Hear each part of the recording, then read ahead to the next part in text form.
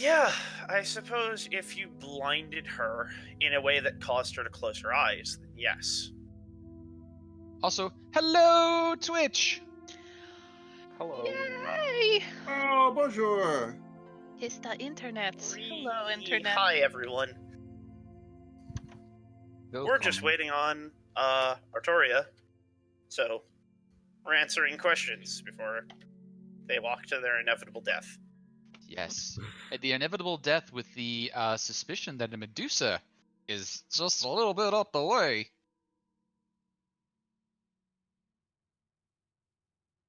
We will see how y'all proceed. I'm very interested, actually, in how you guys proceed from this. Walk straight up to her and punch her in the face.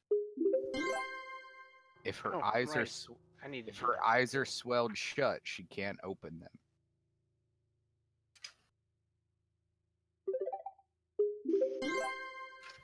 Now, someone is going to have to let me know and then constantly remind me afterwards when we reach the point that I actually have to start using the crit fumble table. Ooh. Crit fumble table will be enabled at 500 bits. We will let you know if we reach 500 bits. Deposits 500 bits. Deposits 500 bits. That crit fumble table messed me up.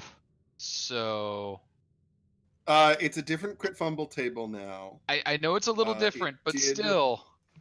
It did eliminate the one major thing that fucked you up, Casey. Ooh, hey there, Acheron. That's 100, 200, 300, 400, 500 bits. Oh shit. Crit table is enabled. Fuck me running. Okay. Yes. The crit table has been modified, I believe, to be only on natural 1s and natural 20s. So if we have an expanded crit range character, that does not trigger it. Just nat 1s and nat 20s during attacks. Okay. Gotcha. It is not currently designed for skill checks. Thanks, Broadway Gal. We will try not to die in the forest. Though we probably will. It's possible. We'll see. We'll see how you guys. There are interesting facets to this part, and I'm very excited for these upcoming parts of the story. Yeah. Greater Restoration is what, a 5th level spell? Yep. Something like that. Oh, but you know what? We're just gonna boil the blood of Well, hang on. Well, you see what you do is you boil the blood of a Medusa, and once she has that blood all boiled up, you just go ahead and slap that over their eyes like war paint. And then you give them a few seconds because they're going to suffer a bit. You want to let them feel it. And you dump a bucket of water on their head. And they usually get better. This is accurate to what the goblin knows. Okay. How do you know that? Well, my grandma told me that.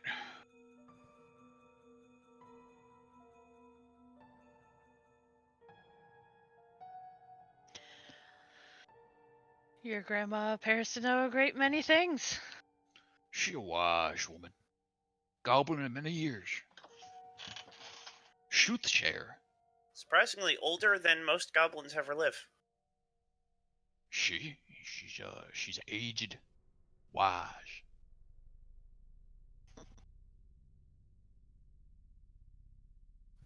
Once arm wrestled an elf.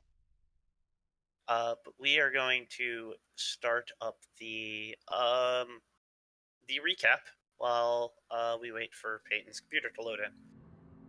Start me up! So, our last part of the adventure, the still currently unnamed party has been moving through the woods of Evendar, otherwise known as the Stone Forest. Fending off beasts and living statues that are proving where the nickname came from, as most of the creatures they've encountered of any relative aggressiveness or difficulty have had the capacity to turn their victims to stone.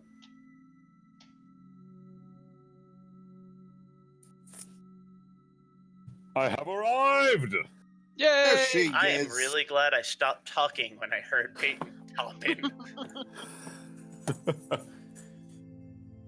I was silent for the first couple of seconds because I didn't want to interrupt anyone, and then it was silent, so I was like, time to announce myself. One of the party members, Snap, the Kenku rogue, found out firsthand just how uncomfortable and unpleasant it is to be turned to stone, as he was the unfortunate victim of a stone-cursed statue and turned to a statue himself for 24 hours. During the night, as the party waited for Snap to recover from his unfortunate state, Isoba, taking watch, overheard a creature stalking about the camp and a few unheard whispers. After a vision took him across a path of feathers, it came known to the party that what was stalking them was a Medusa.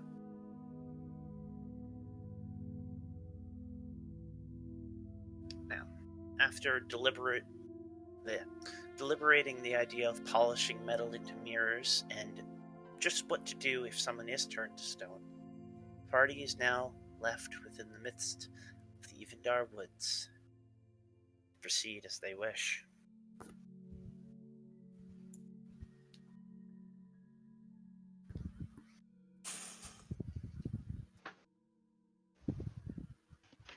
Well,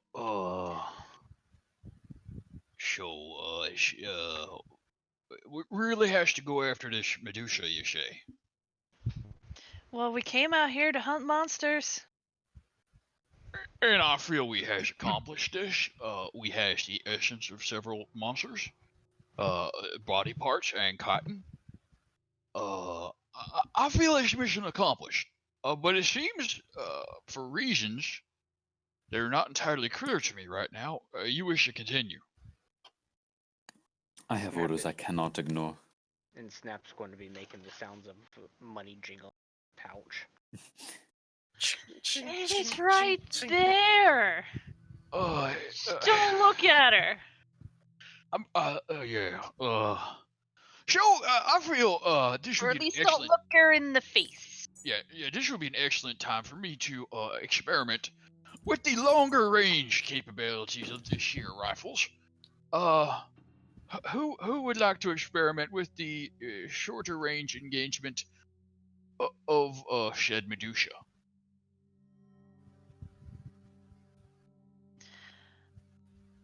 I might be able to blind her for a bit. Would that work?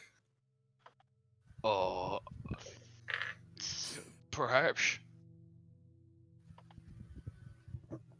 I mean, it is very logical if she can't see us, we can't see her.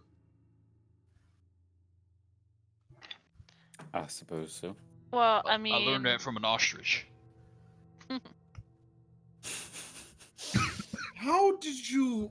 Never mind. What's... Yeah. One of the barbarians in my clans was of the ostrich totem. This needs to be a thing. It's very popular. Ostriches have to be a fey creature. They have to be. I would question this further, but I do not care. Shall we sally forth? I suppose so. Okay, so I have this bomb, and I'd suggest staying at least 20 feet away from her, or you might get blind too. I figure it can't hurt to try. Oh, that seems reasonable. So that begs the question, if we are blind and can't look her in the eye, are we still turned?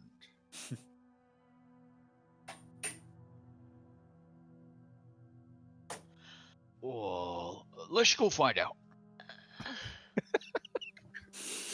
As Rogue suggests science, the party proceeds. According to the mythologies, yes, no. Yes, no.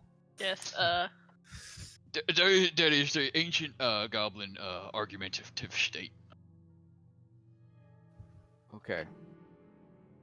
The goblin proceeds to be New York as the colonies were founded and proceeds along the way. What does that even mean? New York, the only state that agreed not to vote on anything. New York abstains. New Courteously. York abstains. Courteously. I get the feeling that this is a 1776 reference. I'm glad that Prudence got that joke. And I'm disappointed in myself for not immediately getting that, but I thought you were just history nerd. Sort of the same.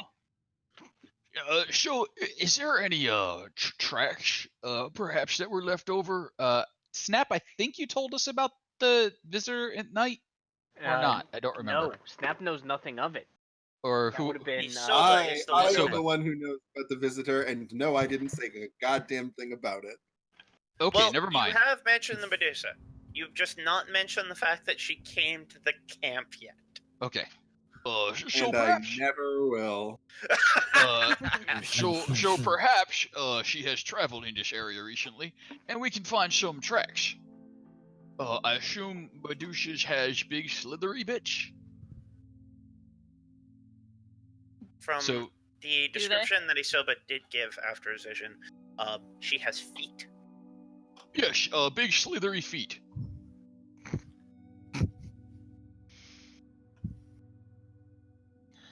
If you'd like, you can make a perception check to look around the nearby campsite for any sort of tracks.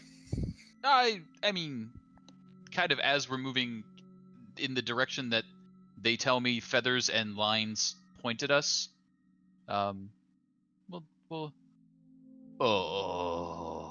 Perception. Hey. You do, not too far away from where your campground is, you do start to see two different sets of tracks. One is more of a shoe or boot print, a very flat bottomed shoe, no grooves or lines within the sole. The other appears to be cloven in nature. Well, this particular shoe is obviously of human make. It's got no groove in it. But the other is more of a cloven fell, perhaps some sort of fawn, or They do remind you of the tracks you followed when you first entered. Oh boy. or perhaps there's more of them that I am not seeing, and this could be some sort of giant bull-like monster that turns people to stone. Oh, so but that is such a God better damn it. joke. Turning to stone. That is Oh, so that is so much better. You're welcome. Oh. So, Oh, it hurts. It hurts me in my soul. it seems possible that this Medusa uses these bowls as some sort of guard.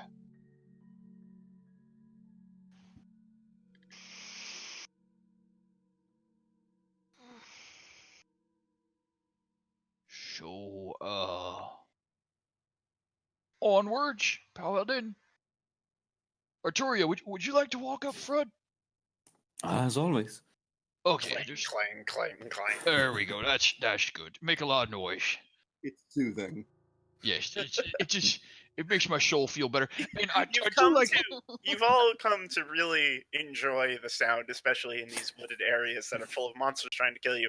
The sound of Oglis and Artoria clanging their way through. I do like how the polish we put on your armor makes it glisten and draw all the attention. That's just Contrary to her preferred weapon, Artoria's gonna sheath the greatsword and pull out a longsword and shield, because this fight will be most likely more deadly, and having a slightly higher AC could be good.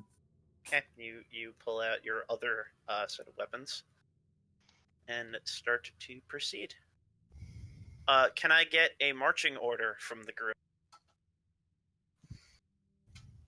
So that I know who's walking where, so I can bring Clang you 1 in and order. Clang 2.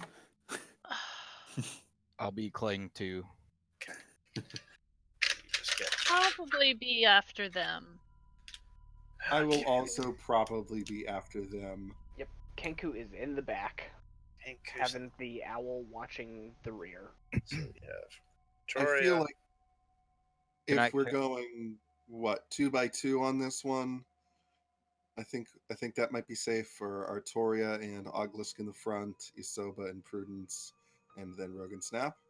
Yeah, the rogue would probably be the only visible one in the back, as Snap is flitting from For shadow sure. to shadow. Yeah, Yeah, I mean, I think 30 on a stealth check. kind of staggered. I just want you guys to know that I had to write rogue, comma, the rogue. Well, sometimes there's. By the way, I was thinking as we wander through these woods, we seem to be doing a lot of traveling through the woods and hunting. How would you feel about us collectively calling ourselves the Rangers? I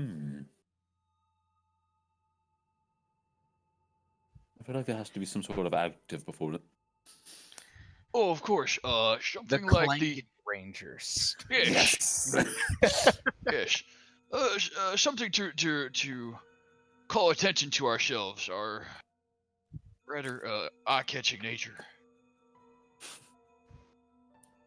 I don't think we need to do anything to call any more attention to us. Don't think it's possible. Well, I mean, there's always more noise to be made, and he pats his guns.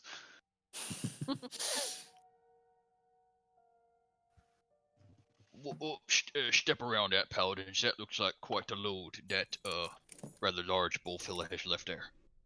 Ugh. You know, in actuality, he licked it. Gross. Come on, Paladin. Paladins. No, come on, Paladins. That's... Oh, come on, buddy. Hey, who knows where Gross that and is? unnecessary. Gross. A lot of D&D's gross and unnecessary. Yep. Well, it's got mushrooms growing on it, though.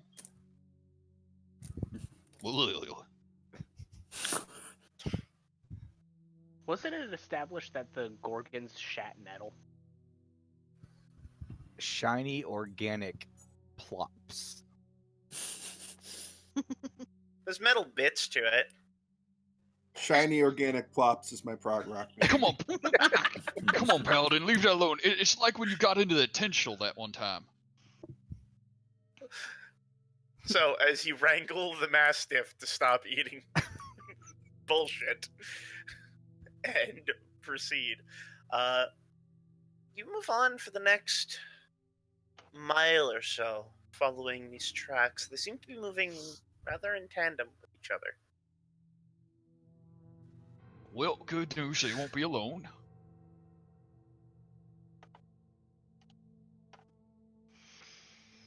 You continue till about midday, skirting through the small paths that lead through this forest. In some places, the wood itself seems to have started to take back the roads, while others are still clear. Movement is still challenging, and many of you are moving in stealth, slowing progress quite a bit, but you are making progress. You think. You hope. I swear we just passed that same piece of bull flop at least 3 times now. Twice, thank you. We're not that lost. Well, I just saying that it's very lucky that this other party of approximately 6 people is going ahead of us, and we can follow them. Can Oglas do a survival check to see if the tracks are fresher or staler from when we first began? Sure. Cool.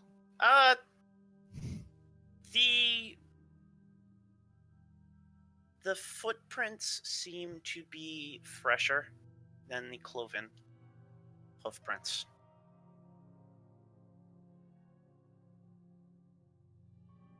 Okay. You notice that there's gathering of dust and dirt and leaves and such in the cloven, not as much in the more humanoid footprints. You can't tell how long it's been, but sometime sooner this creature passed through. Okay. Then with that information, I will encourage that we're still headed in the right direction with semi-fresh prints. Oh, excellent, excellent. And keep clanking along. Oh, shit. Does any of you have any particular skill with architecturology or shittyization? I was just wondering. I'm sorry. Run those words by me again. I'm better at bringing all that down than These building less it than up. 2 syllables. Architecturology. It's the ancient study of civilizations and their buildings. I was just curious if anyone knew anything more about this path or street, the cobbled pitch that we were passing. Is it made of stone? It's old. There are a couple of spots that do have cobblestone buried into the dirt. Slow look towards Oglisk. Elves used to walk here. At the slow look of Isoba, Oglis will just kind of do a shrug, yeah, and then caress the cobblestone. Isoba. You were Artoria, thank you. Artoria did that. I apologize. It's only been 2 weeks, guys. How dare you! Oh, so we all look the same to you now, huh? Right. 2-dimensional flat on a computer screen. Yes. Wow, and he calls her flat. Again! We all know she's got great cleavage. Oh. Reusing the pre-stream joke, I see. Yep. Yeah. So about this cobblestone The that you're joke that caressing. never dies. Yes. I'll get down and put my cheek to the cobblestone and use stone sense to see if I can pull anything from the old architecturology. Roll a history check with advantage. Oh, nice. As you caress the stonework. Whispering sweet nothings to it. Hush, my baby. Well, My rolls are terrible tonight. We're in for a good night. Apparently, you're not the stone's type. Wouldn't be the first one to say that. Wait, don't they also get an expertise in investigating stone history? No, am I wrong on that? No, I've never run a dwarf. Lengthy ability. I get advantage when I do it. Double proficiency, but I'm not proficient in history. well, The stonework. You are considered proficient and double your proficiency bonus. Okay. So you were you were made proficient for it. So then that would be a 16. If we And add double. 3. So 19. So 19. Stonework is old. As you look at these pieces and you take one out and you manage to pry it from dirt, you look at it. This is old stone. It's completely rounded off through weathering. You'd have to guess, as you've seen the bits of ruins and the cobble in these paths, you'd put this certainly pre-dragon and probably maybe 4 or 5 centuries before that. So sitting somewhere in the 700 to 800 years. Okay. Before placing it back in its spot, I'm gonna give it a lick and see if I taste something recently passing over it. It's salty. And now your mouth's full of dirt. It's okay. I'm a druid of mushrooms. I'm used to it. Well, that wasn't exactly what I was thinking about. I was more thinking like, what types of buildings we might expect to see or fortifications. That was very interesting what you just did there. It's a ritual. So I see. Rogue, magic confuses you. Everything confuses me. You and me both. Yeah. Artoria, did you see anything up there? Ahead there? Do I see anything ahead there? Make a perception check. For ahead. That is performance. Close. So 15. It is a plus 2, not a you plus 3. clang expertly. I just Rogue is like, you see anything up there? And Artoria just strikes a JoJo pose, like. Oh. I need to work on my commons. I don't seem to be communicating my request well here. Artoria, what I meant was, does you see the bull or the Medusa? Oh, well, why didn't you say so? So, 15, you do not see anything except more bits of runes starting to approach. Can I do perception to see if there's any of those scrapes and stuff in either the ruins around us or the trees? This is more of a survival check. I like survival. It does not like me. Just get them all out. Just get them all out before the Medusa. I'm gonna start re-rolling a character. Okay. Guys, Change your dice color. Just change your dice color. Just stand behind me. you see, they offer you survival, but it's hard enough to live. It's not so bad. It's not so bad. You do notice a few scrapes of horn into tree or rock. These, now that you know what to look for, these creatures are not subtle moving monstrosities. They carve a wide swatch through whatever they're walking through. We are one of the same. Okay. Also, I assumed, but looking out for statues as well. Looking out for statues. You strangely do not see any more. I don't actually consider that strange. I considered it strange that there was any, but that's fine. Maybe she lost her eyes, and that's why there are none. Yes, that seems very reasonable. I suspect one of us, and not me, should check when we catch her. Okay. So... Whoa! You are the hunters that entered my domain. You prefer to go by rangers? I'm coming, Weezy. It's a big one. Can we see her, or do we hear her? You hear a voice coming out of the ether.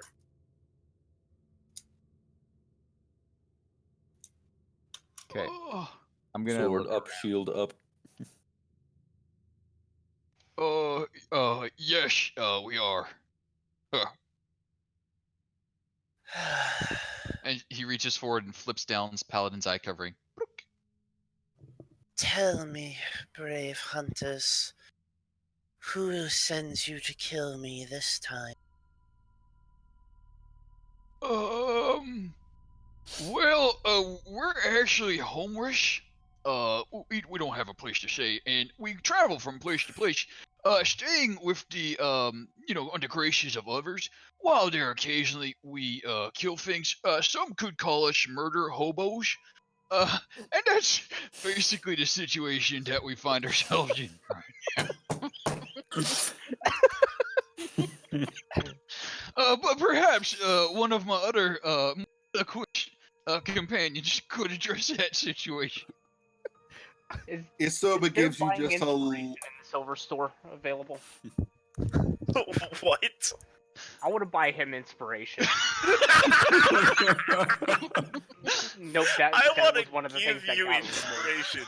In fact, Rogue, take some inspiration. Show. I gift you a D6.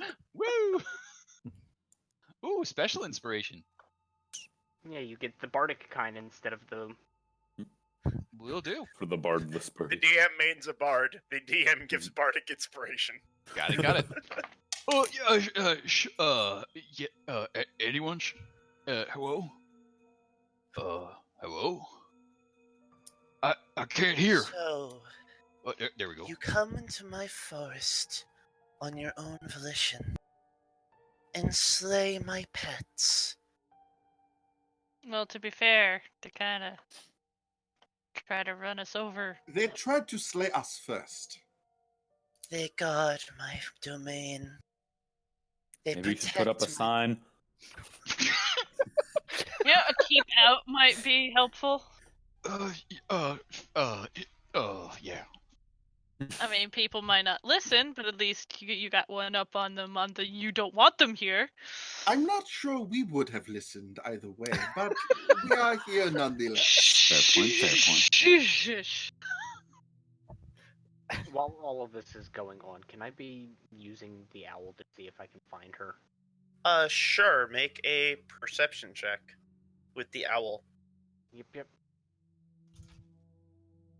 And at advantage due to keen hearing and sight. Where is perception? So 17. 17. Your owl does not see anyone. Mm-hmm. It does see something. A weird, about softball-sized stone that's giving off a glow. How heavy is said softball-sized stone? You'd have to go over and inspect. I was thinking about having the owl try to bring it to me. The owl would have to go over and inspect it. We're about to lose wind. This is okay. Lawn ornament. So yeah, wind will get closer to it, and I will perceive through wind sense during that time. Okay. As wind is flapping his way over. So, tell me, brave hunters, you are not sent by the dwarves of the mountain, nor the people of the village I used to rule? Nope. Well, not particularly, no. Which village? Wonderful. Perhaps you don't need to die. Well, eventually. That goes against the natural order of life and death. Yeah, she has a bit of a thing about it. As wind flies and lands near the stone, it is a buried rock. You can't see how big it is actually, but it is a buried stone with a glowing arcane symbol on the very top of it. It's giving off a soft blue glow, and it's the thing that's causing the voice. It's one of those stone speakers. Bluetooth. Oh no, Bluetooth clan. Them's dangerous. I want to have wind peck it. Wind tap, tap, tap, tap, tap. That'd be super loud on the mic. Feedback loop. No. It does not seem to have a reaction. I'm all for not dying today. And has no particular need for the death of a Medusa. It seemed like a reasonable, short individual. how say you all? And he looks around to the others. What does your feathers say to do?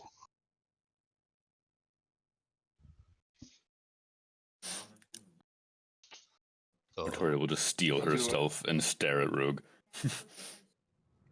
What? I mean, Isoba has already no. made. Isoba has definitely already made his choice here, but are there any particular signs that I notice? Divinely? Roll a religion check. Actually, no. Roll a straight charisma check. Yes, boss. Zug zug. As you look around and you look towards the ruins, you do see drifting just in your peripheral another white feather. Drifting towards the ruins.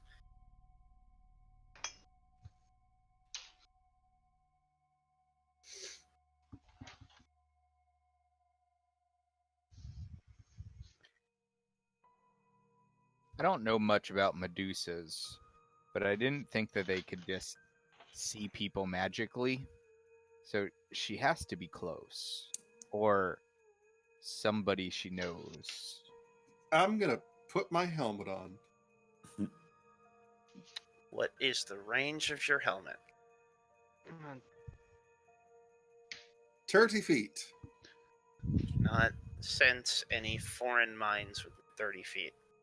I am going to keep the helmet on and just occasionally check. Oh, Don't want to get a snuck up on.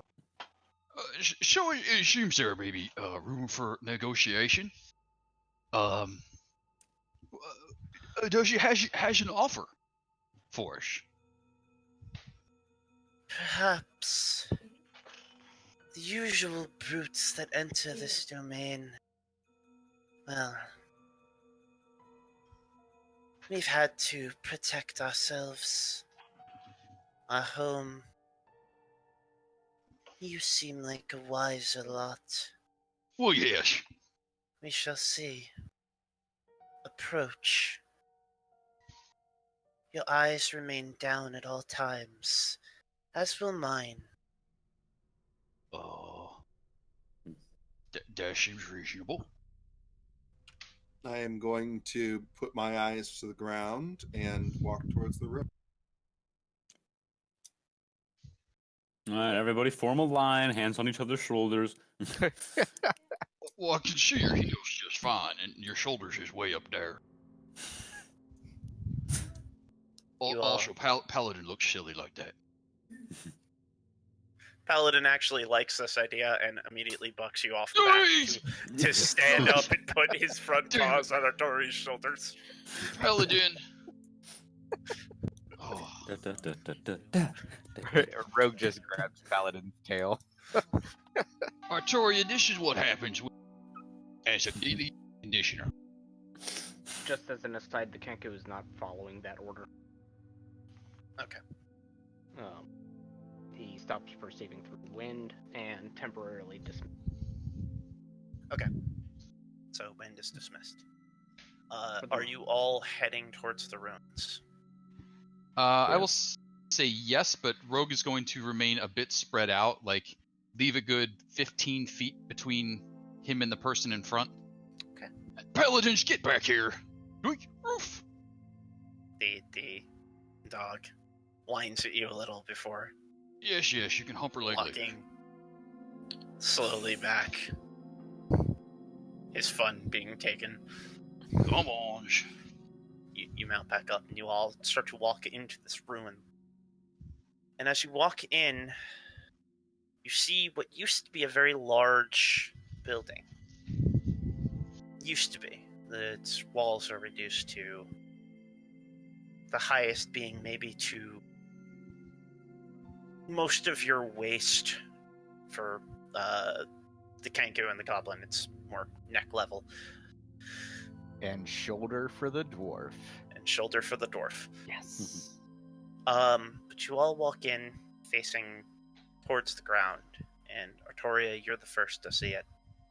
As a pair of legs, long, slender, gray in color, step out from behind a wall. You can hear the hissing of snakes, multiple snakes.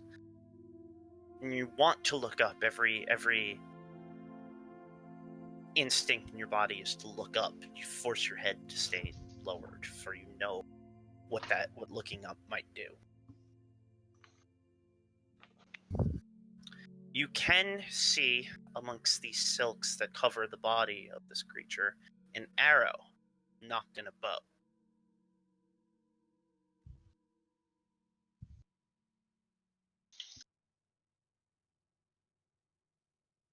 Ah, I was correct. You aren't the usual brutes in the Dwarven hold. Well, no, we have visited their fine establishment, but he's not particularly affiliated, aside from our, dwarven friend here. August will just lift up a hand. Yeah, the one that looks like a tree trunk with some moss on it. There's a dwarf under there somewhere. I can smell it. There's a shift to her stance. A druid. Protector of nature. How lovely. It's pronounced dwarf.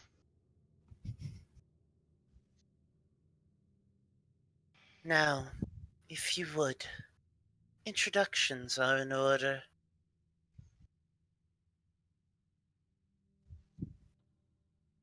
August will raise his hand and say, I'm the druid that was mentioned. And your name?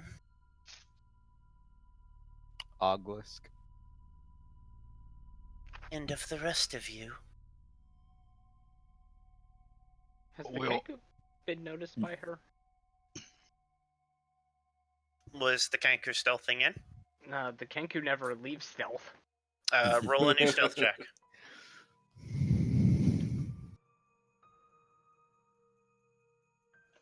Ooh, 13. Ooh. So yeah, she probably noticed him. Yes. Very well. But the Kenku's still going to remain silent.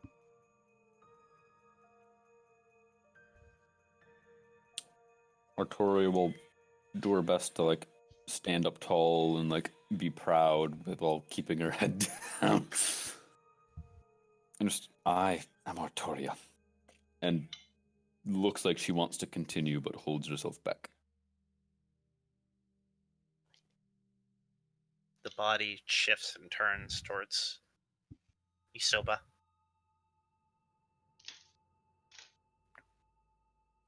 Isoba remains silent for now.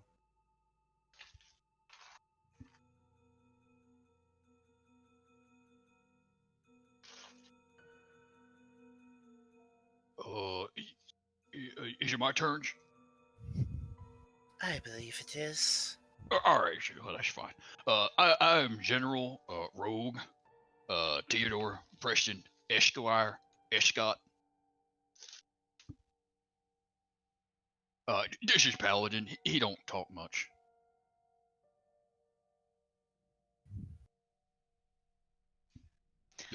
Somebody else's turn.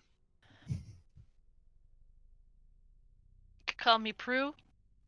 Just sort of waves middle arm, which is holding a shield, but just the shield is attached to the arm, but just waves with the hand part.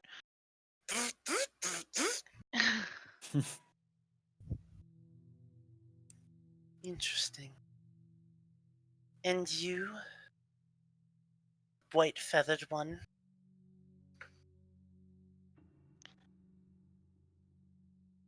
White feathered one? Ah, I see. We had another like you come through these forests a long time ago. Rather pleasant little creature.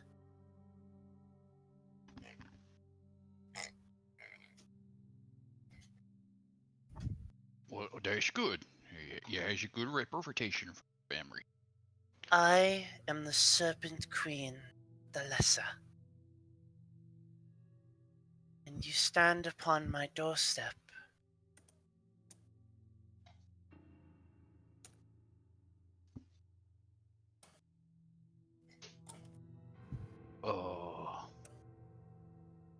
Well, Your Majesty, thank you for your kind hospitality. Uh, excuse me one moment as I confer with my confederates, as I am not entirely sure what to do with this particular situation, as I was to be understanding that you would be more of the monster and less of the majesty. There is a laugh as you say monster. Yes, there is that. Well, that's okay. I has a similar affliction. Fellows, she seems to be a queen. Are we really up for regicide? I mean, that seems like a big step. Why are these people sending, like, dwarves and whatnot? Why are they sending people to kill her? Is she? Yeah, you would have thought they would have given us money for that. No, but I mean, like, she doesn't seem to be doing much. Well, anyone heard any reasons why? I has not. Though I don't really particularly trust dwarves. None of you actually investigated anything about this forest before heading immediately here, too. So no, that is untrue. We learned the name of it. Of doom and death and despair. She did mention a village she used to be in charge of, but now no longer is. But we don't know what village that was. Hey, just 1 second. Madam, which village was it of which you was queen? I believe the people there still call it as it was named nearly 500 years ago, as Evendar. Madam, I am not a particularly good judge of human flesh, but from my understanding, you has aged particularly well in the ankle area. Well done, ma'am. Show, fellows. Apparently, she's an aged queen. How does you all feel about aged regicide? It's like, why? It gets better. It's like he's just got a pull string in his back, and every time someone does, it's free. Excuse me while I go to this corner and just fall out of character.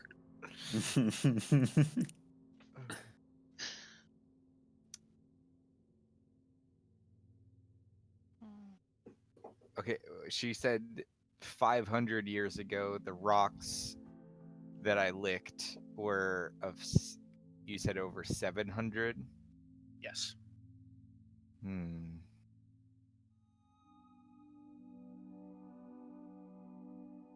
how long has she not been? Is that the 500? She hasn't been at Evendar, or that's when she was there? You don't know. Okay. Well, isn't Evendar one of them places all that we saw on that map? It's the place we were headed. And in fact, if you do appear to look at the map, right next to the Evendar Wood is Evendar. Excuse me one moment, man. We just need to pull out a map. We is from the north, and the names of this place is a little confusing.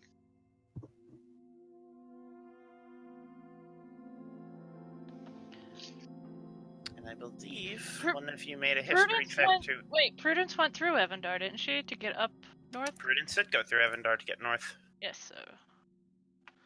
And I believe a month ago, one of you made a history check to figure out that Evendar was given a name for a reason.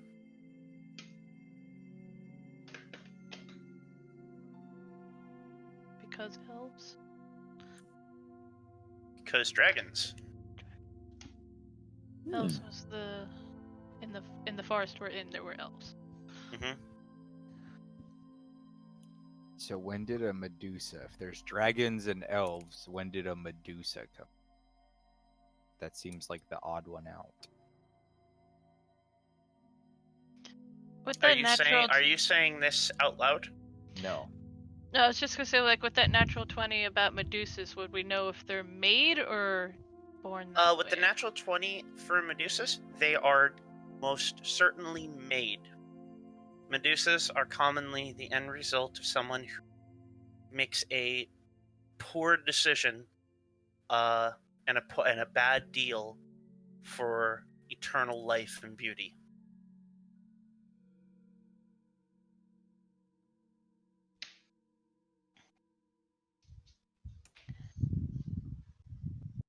She'll whisper that to everyone. Like, she was probably human once. If that was Or elven. Or elven, whatever. Whoever lived in that town 500 years ago. It's a city now, right? Like a full-on city? It's a large town.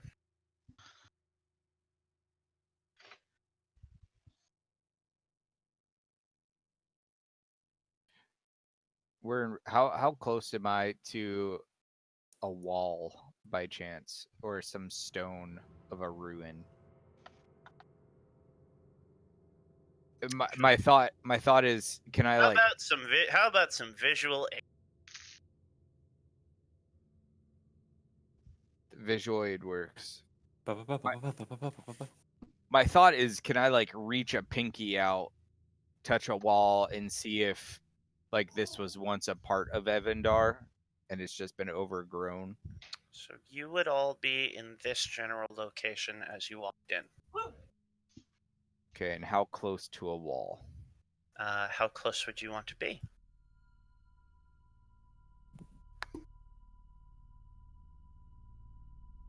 She looked out and is standing just over here.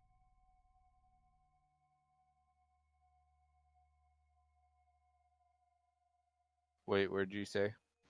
So you're all there, and she is over here. Oh, okay. Yeah, so if because I was one of the leaders of the staggered group, can I be like right at this corner? Sure. And touch the wall to see if I can see if maybe this was once a part of Evandar, and whatnot. Yeah, go ahead and roll your history check with your proficiencies. Okay. So that'd be a 20 with the +6. As you look at the wall, it's the same. It has about the same aging as the cobblestone. Okay. Just going off what she's already said and thinking about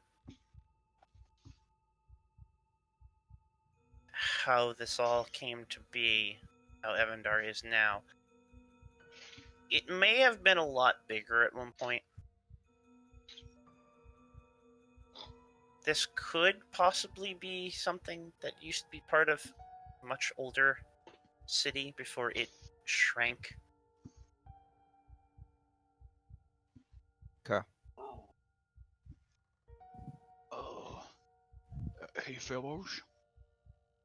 I was thinking perhaps we should offer a pact of non-aggression, stipulating that should we decide to become aggressive with one another, we shall serve at least 1 day's notice, as is fair and proper.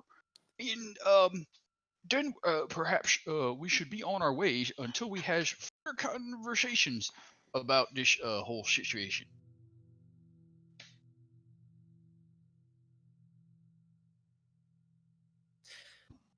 I would prefer that aggression never comes to be. You seem to be of the level-headed variety. Something that I can use. First impressions can be deceiving. But,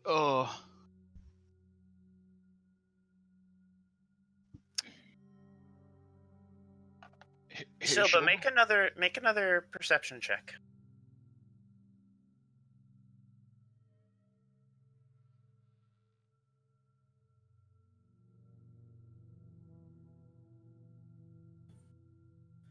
I'm back.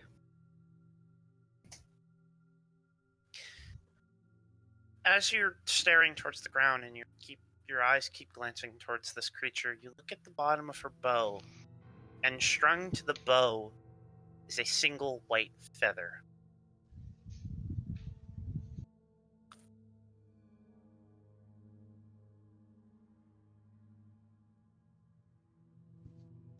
I don't know what that means. It's the same kind of feather you've been seeing. Am I supposed to take the bow? I'm sure I mean, oh yeah, obviously, I'm sure my patron is asking me to kill this person. Clear as day, eh? Like I got that. I understand. I'm with you.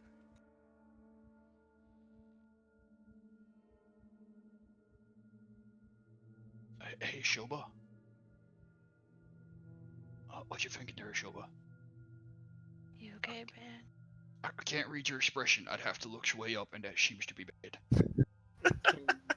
Your toes look distraught. Can Snap slowly back like halfway behind the wall? Sure. And what he's going to do is he's basically going to do the motions required in order to bring wind back into his hand. Okay. It just takes a single Isn't snap. that... Yeah. And I'm going to have wind kind of go along the outside wall to where he can eventually kind of get fully out of eyesight from the Medusa and get up in the tree. Okay. And at that point, I would like to start perceiving through his. Okay. Roll a perception. First off, roll a stealth check for your owl. 17. Okay. Wind starts to make his way around the outside of the wall.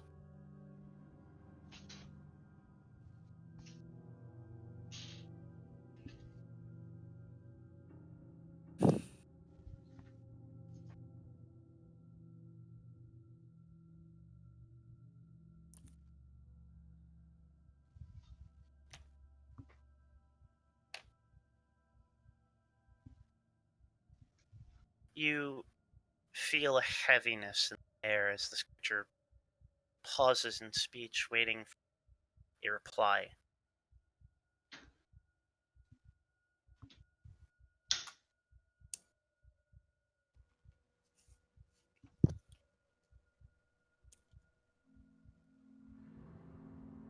What would be the deal here?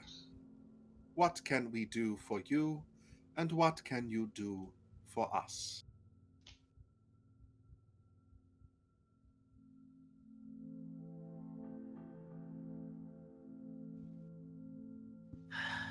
For you, well, your people enjoy material wealth, I assume.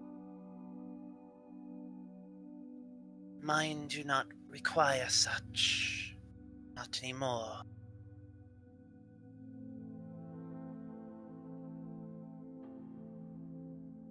What I require is aid. And a home away from those who would strike us down.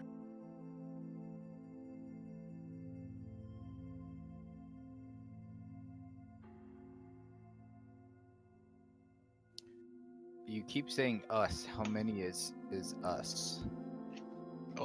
And of what sorts of how many?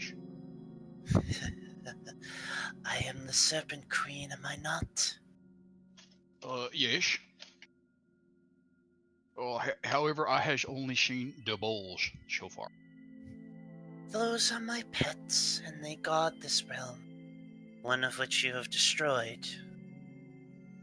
Oh, yes. I feel, That will also require replacing.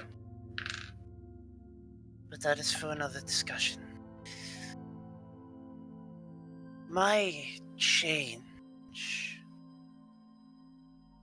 when it was done to me, I was not the only to suffer that. Others who were my court suffered a similar change. Not my strength, but of a serpentous appearance. I told you I saw silvery tracks. I believe your kind calls them the Yanti.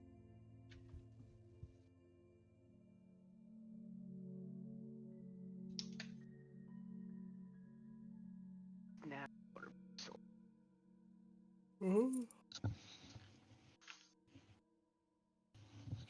Wind is about here, by the way.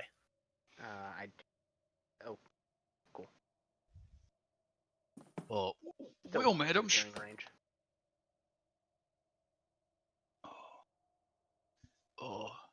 Hey, Artoria.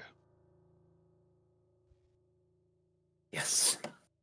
Yeah, hell. So it occurs to me that great expanses of land, to the north have recently become vacated. And perhaps, if we could enlist the assistance of Her Majesty and the Yuan Chai, they could assist us in reclaiming the north, and therefore, as a representative of the courts of the north, perhaps you could grant them some expanse of land. Artoria just slowly turns and glares at Rogue. I feel that you is glaring at the top of my head, right, and that is disconcerting. And you do not get a reply as she turns back to look at her feet. Yep. Come on, Paladins, let's just take a few steps back here.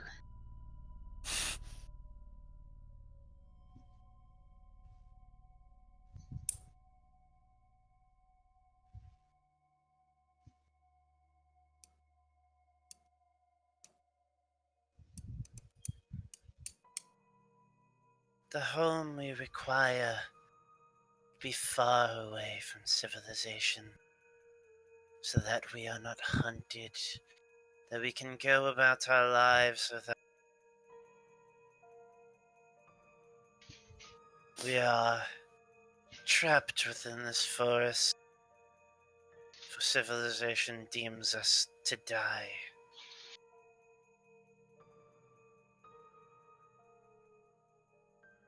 Apparently my visage hangs upon a bounty board somewhere,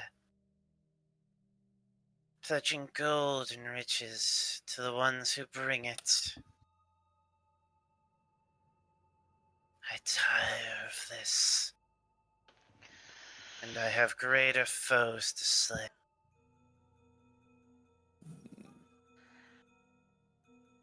Is there a way to make them think you're dead so they leave you alone?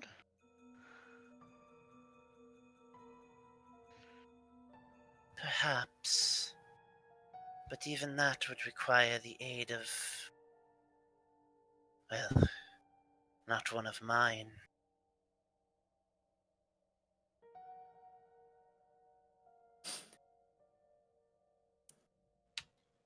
Isoba will step up a little bit.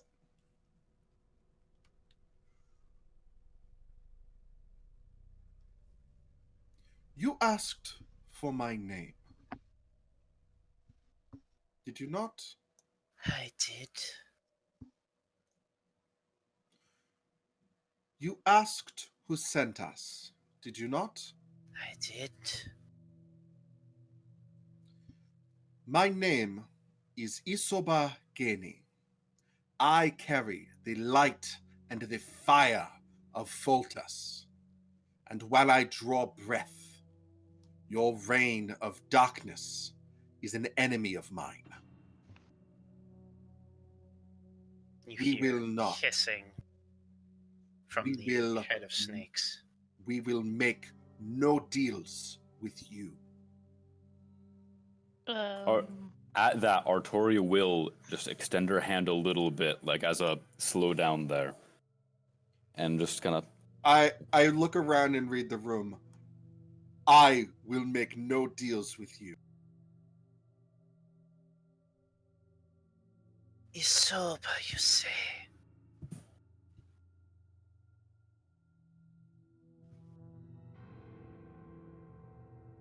Step forward, young one. I believe I have something that belongs to you. And you watch a hand release from the arrow and take the feather off the bow.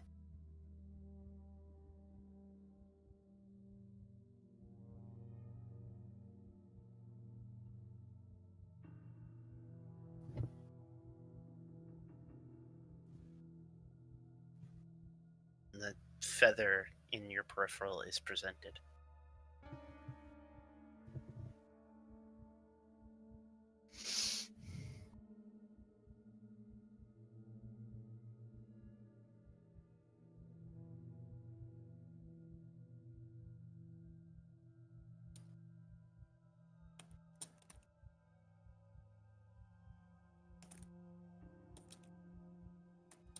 Isoba, is you okay?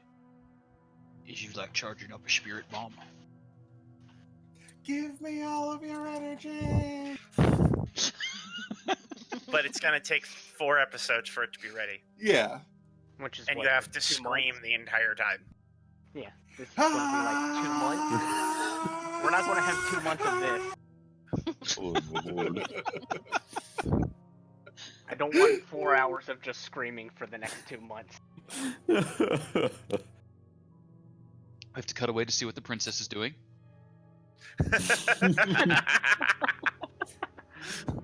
And then cut back to ah! And then the episode ends and everyone just sitting at home going ah!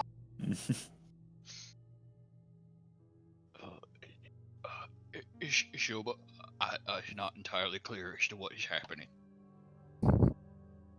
Is Isoba remaining silent for the moment? Isoba is remaining silent for the moment. Silent and unmoving. I have a question. May And I ask? Artoria's loosened up ever so slightly. May I ask? This life you wish to live for your people. You will not interfere with others, not step beyond yourselves. My people have existed here since before the dragons fell. My people were forced into this forest on my own vanity. I doomed many a generation in foolishness, in want. And now I lead eternally.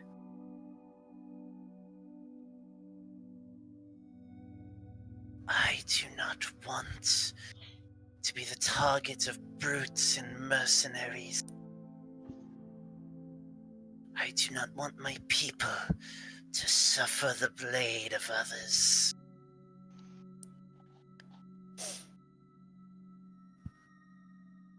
I have killed many to keep my charges alive.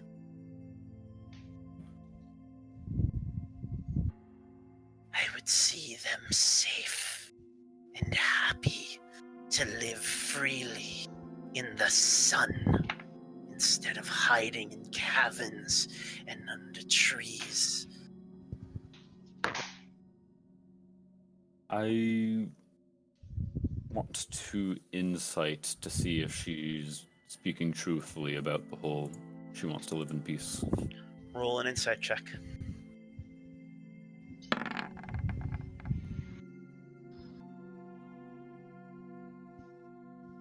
This is a very old creature and a very intelligent creature. And you can hear the anger in her voice as she speaks of the things that have been happening over the long, long time. But you sense no deceit.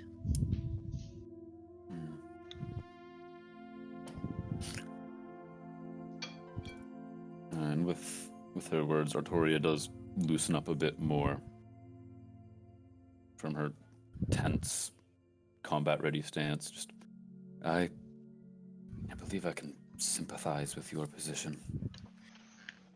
There is, however, one will die. Grip tightens back around her sword at that. I made a deal. I suffer for it. But the deal never included my people. The one that did this to me, the one who cursed us, he will die. But that is not of your concern. What this fellow has a name? Athrix. Oh, that does not sound like a goblin name. I think we should okay. Do I recognize? Roll a religion check. Hey, -1. Hey. Would history help with that, or is that strictly religion? This is strictly religion. Okay. Athrix is a demon that would be a prince.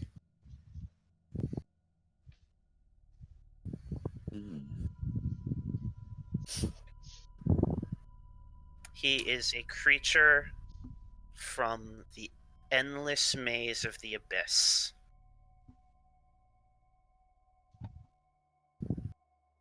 And has appeared throughout religious scripture as a bringer of curses, as a destroyer of lands, and as a tempter of fates.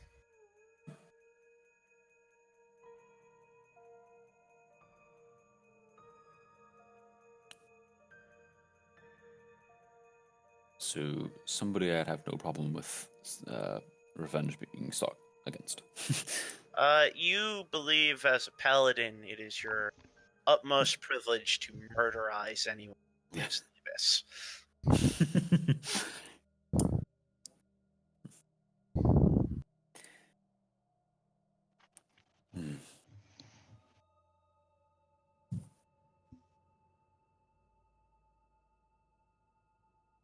Well, that is a charge I would certainly like to see dead myself.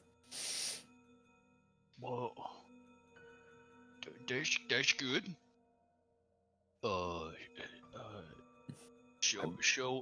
Is that okay with everybody then? If you wouldn't mind. What was the sorry, it was Queen Thelvis. How do you pronounce it? I will spell it out for you guys so you can write it down. Yeah. I wrote down what I thought it was, but yep, I did not. Yeah, I put an L in there. Thalassia. Oh, there is an L. Serpent Queen Thalassia. Wait, where are you getting an L in there? Put that. Did Thasia. Did you type it? Is there an L after the S, Zach? Let's see. Yeah. Well, I'm making sure that I didn't misspell this. You typed in Thasia. Oh, sorry, I'm mispronouncing it. Yeah, it's Thasia. Okay. I'm thinking of a different person. Gotcha. Sorry, there's a bit of an L ringing in my ear. Guns went off. This episode of the campaign is brought to you by the letter L. Yes. Wait, what did Rogue just say? Oh. There's an L ringing in my ears last time my gun went off. So is that just a? All he's hearing is. All he's hearing is a little girl in his ears. Also, Get it right. by now Oh. you are seeing through wind, Yes, I am seeing through wind. I saw you move him. and you are looking at the back of a Medusa, and you can see the coils of snakes just ever so slightly shifting on the top of your head. Do any of those snakes seem to be paying attention to wind? One of them is. In fact, two of them on the back are just staring at it. Okay. Well, wind's just going to be up in the tree doing owl things.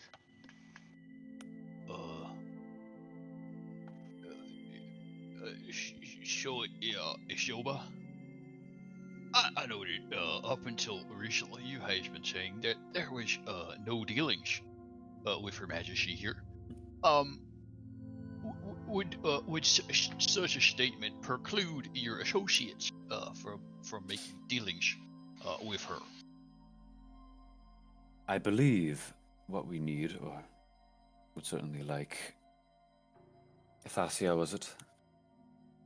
That is correct. We would not mind if we could have a moment to discuss amongst ourselves this situation we find ourselves in. It's rather sudden and unexpected, as I'm sure you understand. Artoria By is all probably means. is And you probably watch not as the mage. Medusa starts to walk forward. Hmm. Slowly, casual steps. The bow is not knocked, although the arrow is held to the against the bow. Hmm. She walks right up to you, turns, and places the feather down on the before turning around and walking.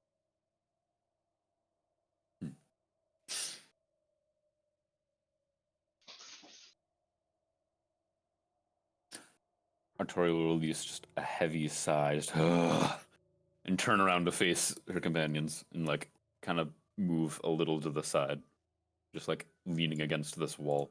Like, Which is about Okay. up to your butt. all right, she sits on the wall. So, question real quick as far as the Medusa turning back around and walking back to where she was. Mm-hmm. Since I'm perceiving through wind, did I see her carrying anything else on her other than the bow and the arrow? She has to her side a short sword, and a quiver of arrows on her.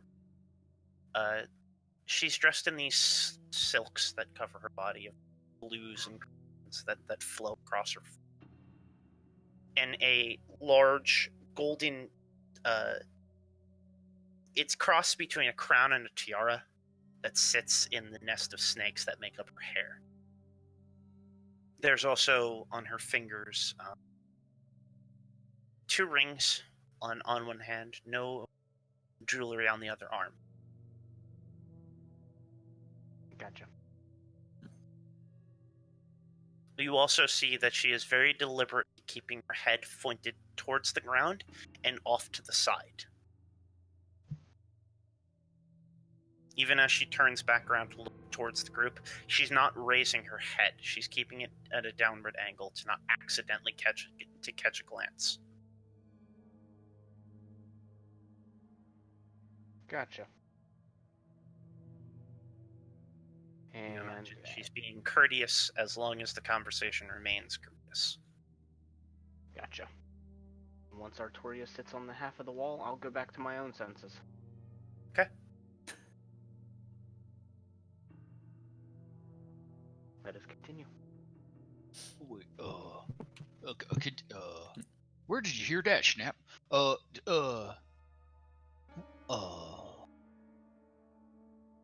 Isoba What? is, I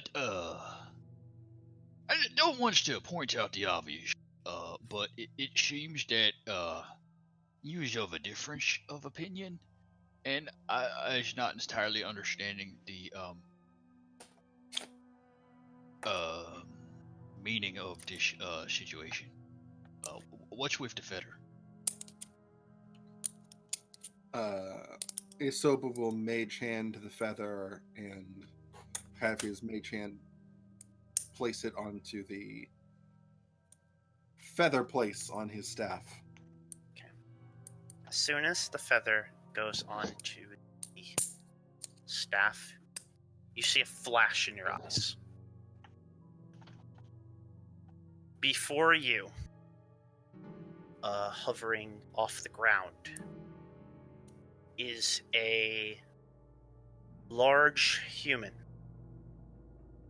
Dark brown skin, long flowing golden hair, large white feathered wings protruding from his back. He carries a sword to his side and a breastplate made of solid gold and platinum.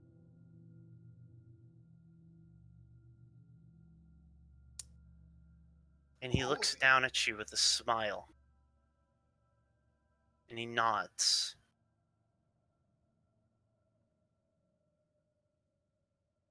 And the figure vanishes. The rest of you see Isoba just gaze out before his eyes focus again. You okay? Waves a hand in front of his Okay, face. what Now, the excuse fuck me did as that I- mean? Now, excuse me as I whisper you something. Well, Zach does that. I guess we can have our talk amongst ourselves. So, Artoria will plop herself down on the half wall and just kind of look towards the rest of you, running a hand through her hair, on her forehead, oh, okay. I don't think that went at all how any of us expected. Well, no, you is still alive. That was a little different than predictions. Hey. Probably owe somebody money right now. Yes, but I believe, personally, it is all going better than expected. I have a deep sympathy for her. She most certainly was not lying in her desire for peace and a tranquil life. And the situation she finds herself in is nearly identical to the one I found myself in, and the people that I came to live with.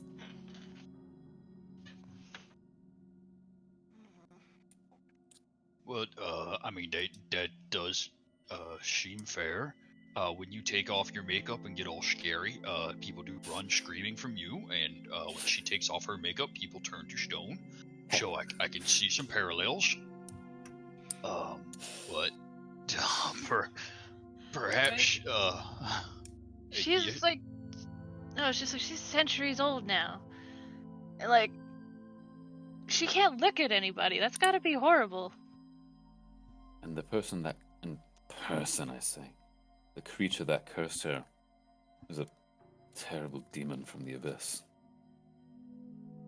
Known in scriptures for doing just what he did to her, cursing and of all other sorts of evil manner. Can't curses be broken? Sure they can, but I'm sure we'd be rather hard pressed to find someone willing to cure a Medusa. Rather let alone get near one. I'm not saying we shouldn't try, but she also seems dead set on getting revenge. I mean, I would too. But it might help if she wasn't stuck this way. Very true. So I suppose this will be that could be a matter to bring up. But I don't believe any of us have that ability, nor do we know anybody. Do we? Although I suppose that's a matter for another time. Back to the now. I am of the opinion that... Yes, go ahead, sorry. No, it's fine. I was going to say, my grandmother, if you takes the blood of a demon and you boils it in a pot and you spreads it across the face of the one that is cursed, and you keep a bucket handy, full of water. Once the curse has run away, and it's going to sting like demons, you just go ahead and dump the bucket on her head, and they'll be fine. Wait. This is the same. No. Your stories seem incredibly inconsistent in the subject of the bucket. How can it be inconsistent? It is the same story.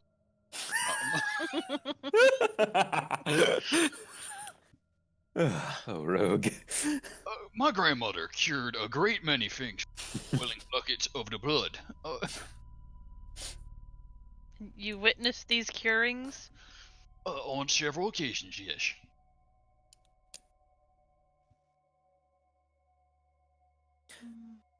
Not of a demon curse, especially.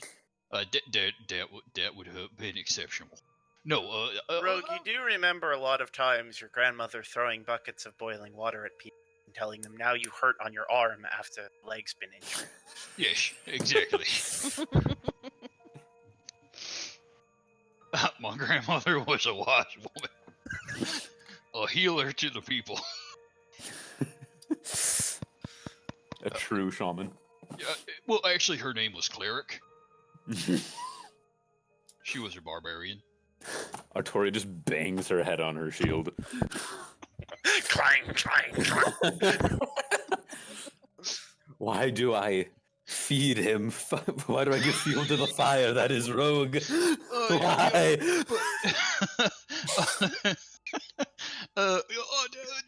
Back to the subject at hand. No, probably does not have.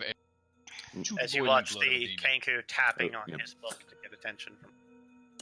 Oh, yes.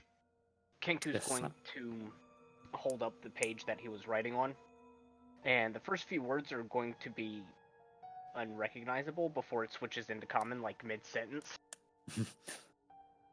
And basically it picks up from the point of the that she's carrying on her, and it lists off all of the equipment that she has right now and continues on into a thought of, if she has not attacked us immediately for thinking that we are hunters, perhaps she believes she could not take us all. However, from what she is saying, it might be best just to leave her alone. Take her deal and go. And he's going to make the sound again. What kind of noise is that? That was either a bag of gold or a bag of teeth, and I'm not sure which. I don't want to know. Both are terrifying. Yes. That was for sure teeth. when it comes to Snap. That is an excellent point, Snap.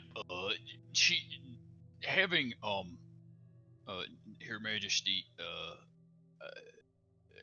as a treaty of peace may reduce our ability to harvest essences in this wood. Contrary to that point, if there is no longer a Medusa in these woods, I believe that standard hunting shall become much simpler. Well, that is a fair point. I mean, we did run into horrible, bloody things on the road here. I mean, we don't really... Look, there's a lot of things to hunt in a lot of places. Well, yes, I would personally prefer to avoid the wolves that is inside out and stretching. But that's fine. We could hunt them, I suppose, from a distance. But has anyone knowledge of an area that these folk could relocate to that is not in the north? My thought is in the north, unfortunately, but I would have to do a bit of... Everyone can roll a history check. Wonderful. Everyone can collectively roll a history check. Wait, does that I'm include bad my at little these. The owl is a fake creature. celestial, but yes. I has Same been day, different plane. I has been extensively briefed by my. Isoba, Oglis, Rook, Artoria. You know that the continents of this world, Arath, Farad, Belden, are surrounded by oceans that are full of islands, an archipelago. Some of them still very unexplored. Some of them still very uninhabited.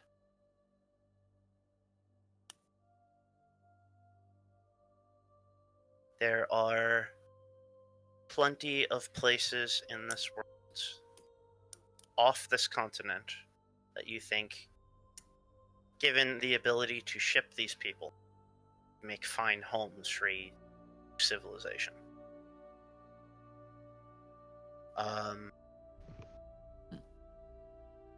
Isoba, the first thing that comes to mind is the Serpent Tooth Archipelago, and then you remember, no, that's full of pirates. That'd be a poor decision.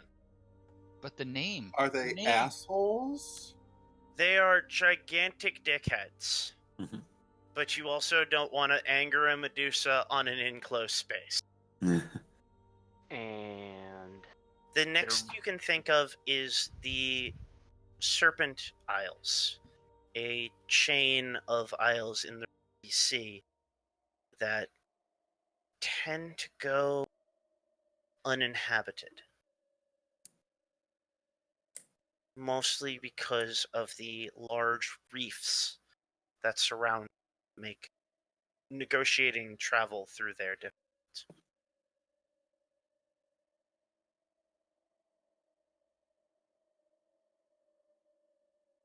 But if you can get those people there, it is a hell of a place to get lost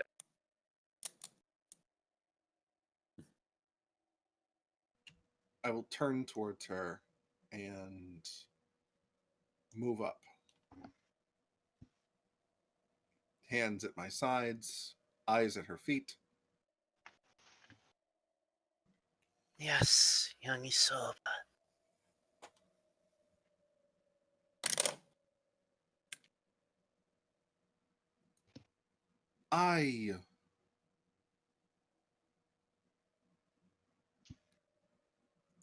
I have no reason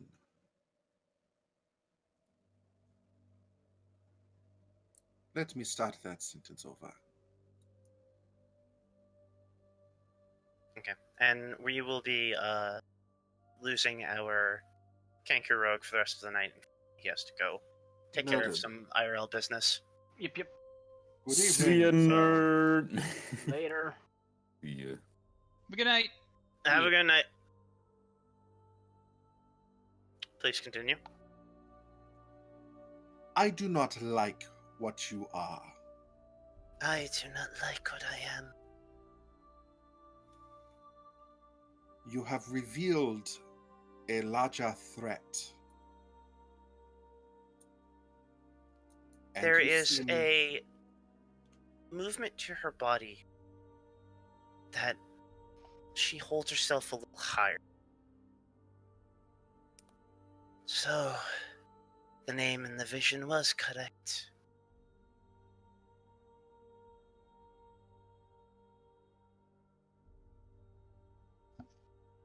Please continue. I know of a remote and thematically appropriate set of islands. Oh fuck! I didn't even think of that. Really? You I didn't. think of that? I didn't. No, the Serpent I Isles showed you- are straight up a location that Zach has always had in this. Yeah. For fuck's sake. I don't believe you. I refuse to believe that statement. Payton went to them the last time I ran this campaign. Would've. Never made it. Never made it right.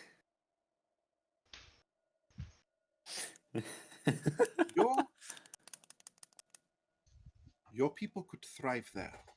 And if you can establish yourselves, you would be relatively undisturbed.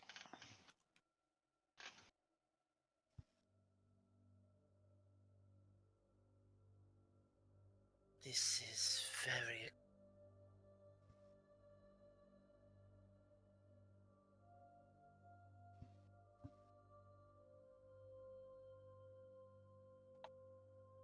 Oop, lost if you were talking. Yak. This would be very agreeable.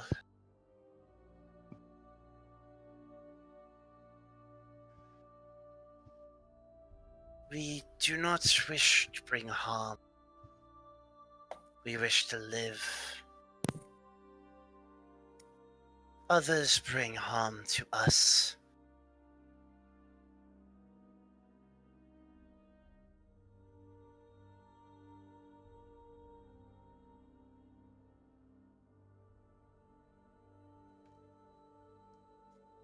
I have my doubts in your words,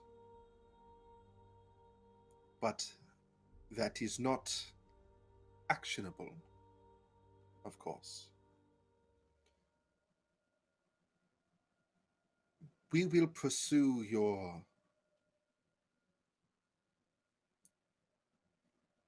dark progenitor.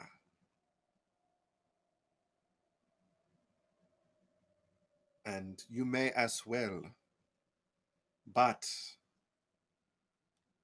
if we cross paths again, the deal may change. You understand this, yes? I have dealt with foreign powers before. This is no different. I understand. Now, an offering of good faith. Please, you may raise your heads. I pose you no threat with my gaze. And you watch as her arms shift, and you can see the bow is being slung over her shoulder, and she shifts something across her face.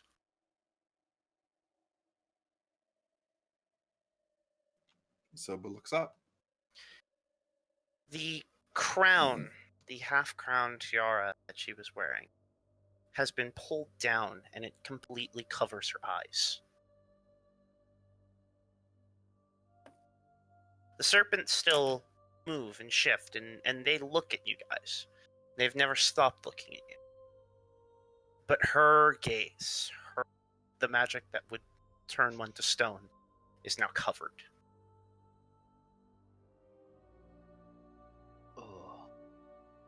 Hey, Artoria. Yes, Rogue. I was not a particularly good judge, but did she get her money's worth out of this deal for Youth of Beauty? Did she? She? Yes? With a question mark at the end?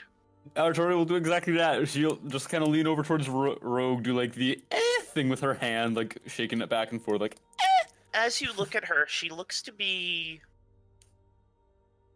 probably, if she was a normal human, be someone in her early 30s, late 20s.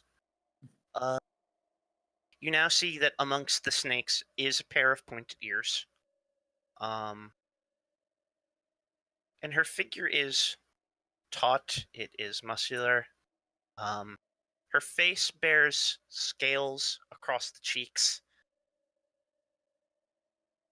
that travel up towards her temples and down to her chin. And her skin almost resembles rock in the shade.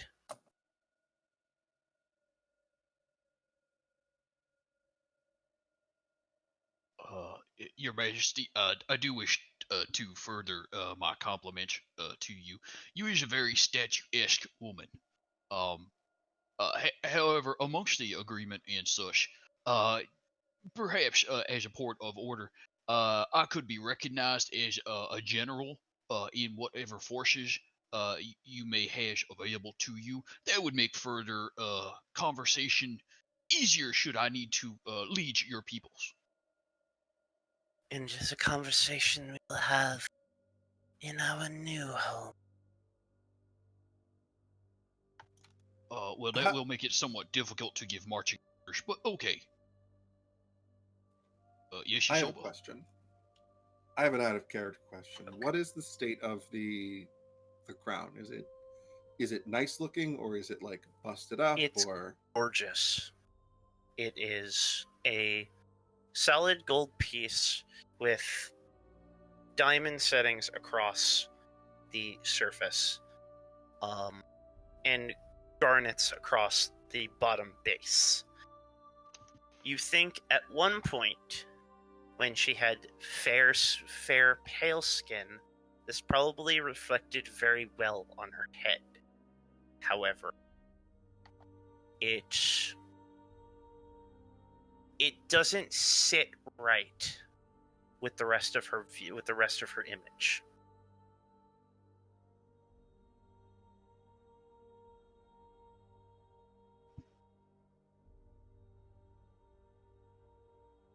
But it is polished to a shine. Although, as you look closer, you notice that while it is shining in the light, there are very fine scratches in it, as if it was buffed to a mirror finish and then purposely ground into.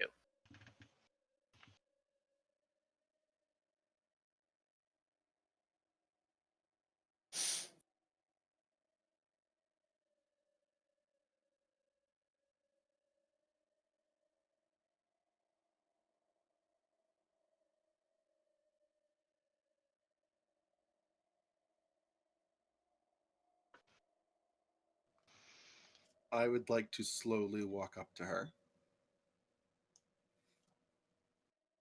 Okay.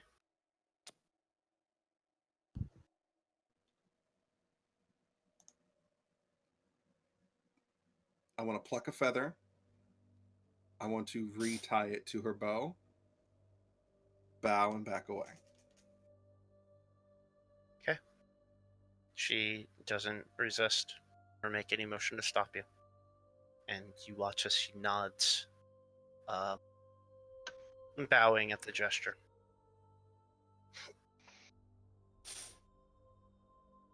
Hey, Prudence, what is they doing?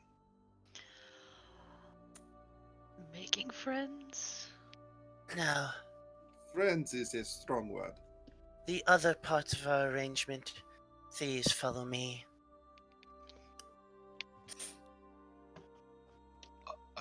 A detail or two more might make our less encouraged friends to incline. She walks past you, Isoba, and around through the group. And you watch as she walks. She can't see, and her head generally stays pointed a little up and towards the sky, but the snakes all move and shift and give her vision. Hey, that's really neat. As she passes, Artoria will kind of kick off the wall and follow. And she stands by this what used to be a doorway and motion inside. So we'll go in. There's two chests around and the corner first. Pile of gold. Wahoo! Just Shush, keep it down. Let's not let Snap know.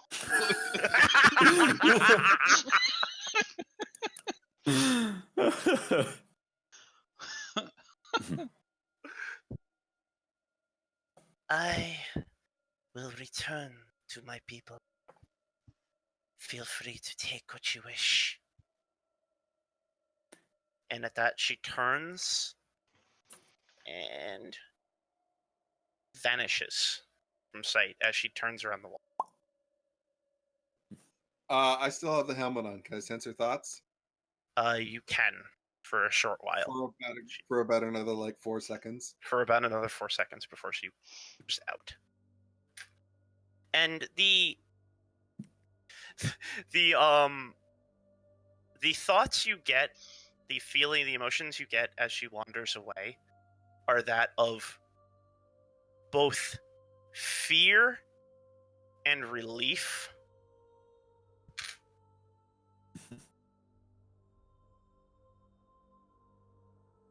Well, this was unexpected. Who would like to search the loot? Everybody. Yeah. This is like a rage looting right now. So I would like y'all to roll. I would like someone to lead the investigation check. Not someone me. else may assist. I'll assist, but I sure as fuck won't lead it. I can lead it. All right, roll an investigation with advantage. Y'all, I gotta tell you, it felt really good to roll for loot.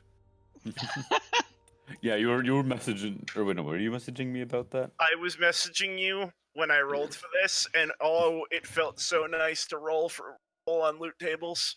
Mm-hmm. It is very nice to roll. It feels so good. Okay, so pencils and papers, everyone. We're going through a list. Okay, so to start with, you find, oh boy, I need to read my own handwriting now. Uh-oh. You find, 2 bronze crowns, 2 large, and this is just amongst this pile. You find 2 large rolled up tapestries, both of them depicting an ancient golden dragon. You find 1 large gold bracelet, a large golden bird cage.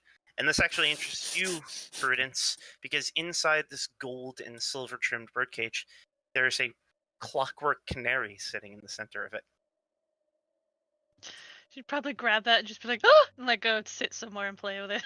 There is a little wind at the very bottom that is indented and pressed into the thing, and as you wind it, it sings.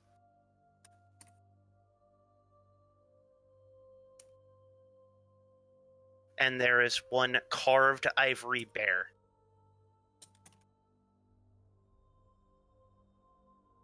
You also find in that 1 pile 67 copper pieces, 58 silver pieces, 2,087 gold pieces, Woo! and 120 platinum pieces. Whoa!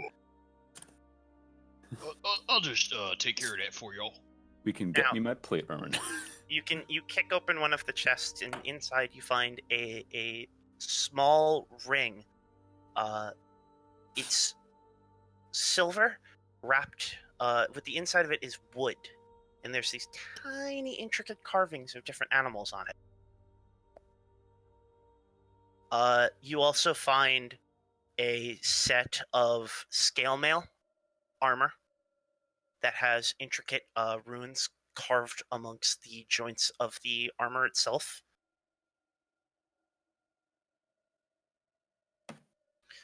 Rolled a 20, right? Oh shit, we're going for it. 24, actually.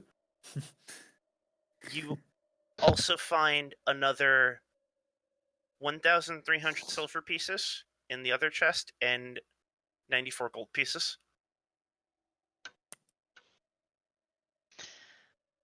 And you find in that chest, you find a massive copper-colored great axe with 3 spikes on the blade. Dibs. You bitch. absolutely kidding. Try and stop me. Artoria, you're just gonna want to look. No, please, no. Just She let just, us she open just the other. like No. dives in, hefts it up like dives in through the coins, rips it up, spilling the coins. It's just like, oh. And because you rolled so fucking high, Prudence, off to the side, and it looked like just a pile of rags in over here, Mm-hmm. just stuck to a rock. You go over and you pick it up and you unfold it, and it's a cloak, Ooh. and it is a black cloak with silver trim. Remind me, fellows. Has we anyone who has a skill with identification? Probably the one that found all the He stuff. looks at Artificer. All three thumbs go up. Now, Artoria, Hi. Oh, I as picked up you the axe. are holding your axe and hugging it to you and going, "This is mine now," and petting the handle of the axe, But yeah. you notice on your fingers a red thread, Uh-oh. and it's Red leading means you around bad. it's leading you around a corner. She'll, slowly, just like as everyone's like distracted with all the loot and everything, she'll just kind of walk off. Wait, I've seen this anime. Your boyfriend's over there. What? What fucking anime is that? All of them. God, the movie. All of them. No. What's it called? Really That was good called it was a really good movie. Shoot. all of them. Every single slice of life No, anime. came out. No, it was a movie, and it came out like a year or two summers ago. I don't know, dude. I can't keep track anymore. Your name. That's it. Your name, yes. Oh, Right. that was good. So it leads you to this statue. I slowly approach the statue, like, oh god, what do you want me to do? You see a person holding a sword. They're in mid-swing. And you see their body, down the center of them is a massive crack. The rock itself that makes up the statue is cracked in the center and broken places. But you look at the mantle, and there are feathers on the mantle. Isoba! Not Are they white feathers? not Okay. large white feathers that Isoba. Are they black feathers? But Are they short black feathers. Then I don't call for Isoba. That is for you, my friend. Because both of you deal with feathers. God, I forgot about that part. Hey, Augie. Augie, Yes. does you know what's going on with the feathers? I do not. I mean, you can roll a religion check. No, it just gets a little crazy when feathers. I'm not sure that Snap is safe. Unfortunately, Snap is short white feathers. He doesn't apply to either of them. Or else they'd be plucking. Oglas can do a religion check of dwarven religion to see if it's anything that he You can roll a religion check. knows of since his clericing days. Okay, Wow. you have no idea what the white feathers are about. Cassie. But you have seen the symbolism that goes along with Artoria's armor, and some of the things she carries is of the Raven Queen. The Raven Queen. The Raven Queen. Okay. A lot of queens. A lot of queens. Yes. Yas, Queen. Okay, back into DM mode. As you look at this person, you look at your finger and you look towards their neck. And the thread isn't connecting you to the person, but the thing around their neck. There's a necklace. There's an amulet. She'll look a couple times back and forth between the string and the necklace and be like, okay. And yoink it off. Or attempt to yoink it off. You lift it off. It's the only part of the statue that's made of stone. It is a gold-chained amulet with a large opalescent stone sitting in the center.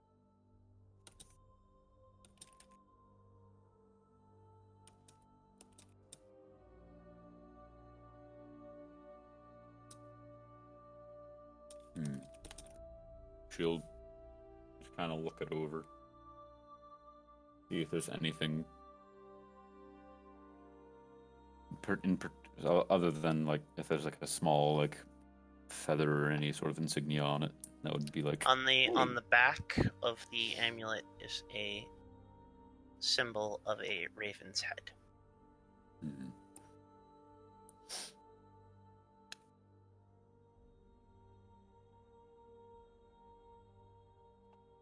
They'll kind of heft it and be like, well, mission accomplished. Do you put it on? That's a good question. She'll like slowly start to and see if she gets any notable like god pings of don't fucking do it. No, don't fucking do it pings. And she puts it on. As soon as you put it on, your vision goes black. God damn it. You got a no, don't fucking do it ping. like she slowly puts it on right as she clasps it. She's like, "Hey, nothing happened." And before you stands the image of a woman wearing a porcelain mask. Yes, great queen, you rock that man. You watch as a hand reaches up, gently touches the amulet that now rests against your chest. And it nods to you. The masked woman nods to you. And you, my friend, are the first one to find an artifact. Oh. Uh-oh. It is now in your What's it journal. do? What's it do? In my journal. Is your beans a jumping?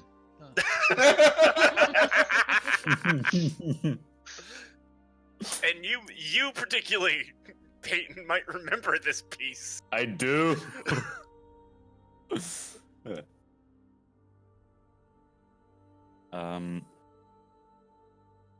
So like as obviously the Raven Queen or a figure image of her is touching the amulet, Artoria will make like a really like concerned, awkward smile and like put two thumbs up like I did it. Completely unsure of how to face her goddess. You watch as she takes her hand away and reaches over, and you see a thread that connects you to the statue. And she just gently plucks it. The thread now severed. That binds you, that leads you in fate to this moment. And then you immediately die. Your vision fades, the being fading away. What about it at my next fetch quest? Sorry. And you're suddenly back. And the amulet is glowing around your neck. Mm-hmm. So feel free to tell them what it is or keep it entirely to yourself. I'll reveal it when I use it. It'll be a neat moment.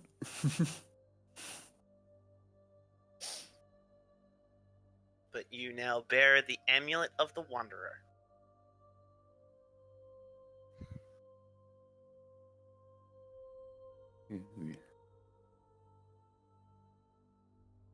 As you return to the group, you all notice that there is a slightly glowing amulet on Artoria's chest.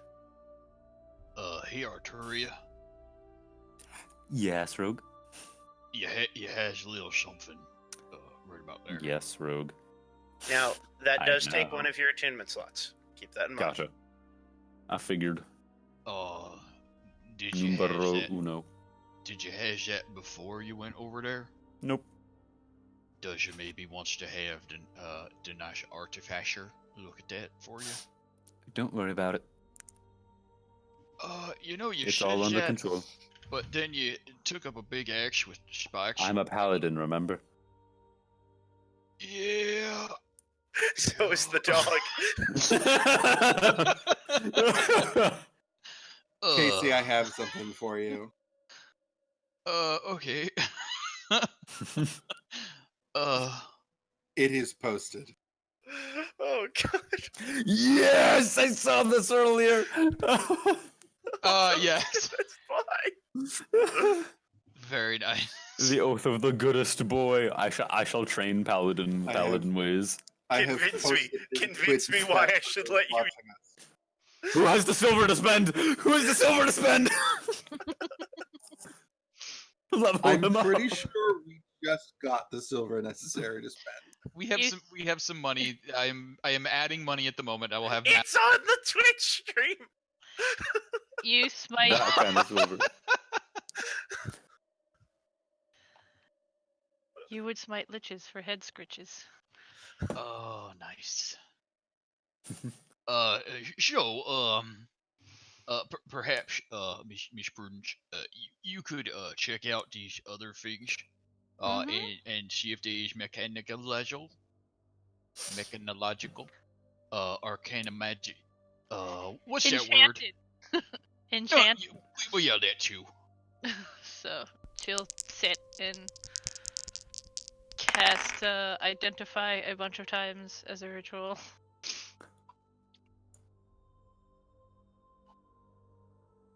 Okay. You'll take the Ben. next however many minutes. One. Lot of minutes. The tapestries, bracelet, birdcage, all not magical. The crowns are not magical.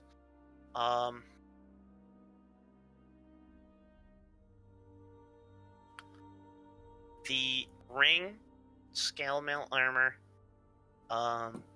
copper great axe, and cloak are all magical. What did they The do?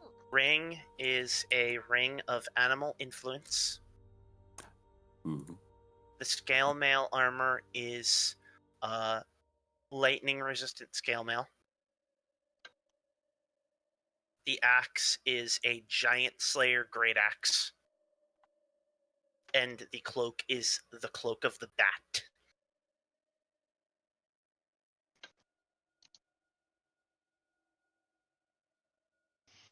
Well, can I have the cloak of the bat? So just in any particular order here, the ring, you can find the page that have this. The ring has 3 charges. Gains 1d3 charges at dawn. While wearing this, you use one of the charges and cast one of the following spells. Animal Friendship with a DC of 13. Fear, targeting only a beast with an intelligence of 3 or lower, DC 13. Or Speak with Animals. All right. So, Paladin, how was your day? The scale mail is baseline scale mail, but it makes you resistant to lightning damage. The Giant Slayer flipping page axe. The Giant Slayer axe gives a +1 bonus to attack and damage, and if you hit a giant class enemy with it, you deal an extra 2d6 damage, and they have to make a DC 15 strength saving throw or fall prone. This includes any creature with a giant creature tag, or trolls or ettins. That means now we can go giant hunting and have it be a little more effective. And the cloak of the bat I didn't make item cards for this, so someone's writing this down in their inventory. I'm typing like crazy. Cloak of Bat. While wearing this cloak, you have advantage on dexterity stealth checks. In an area of dim light or darkness, you can grip the edges of the cloak with both hands and use it to fly at a fly speed of 40 feet. If you ever fail to grip the cloak's edges while flying in this way, or you are no longer in dim light or darkness, you lose your flying speed. While wearing the cloak in an area of dim light or darkness, you use your action to cast polymorph on yourself, transforming into a bat. While you are in bat form, you retain your intelligence, wisdom, and charisma stores. Cloak cannot be used this way until the next dawn.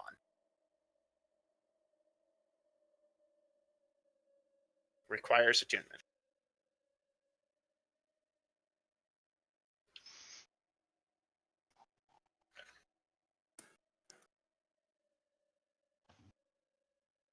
So I was thinking that it would be best if Snap had the axe or Isoba.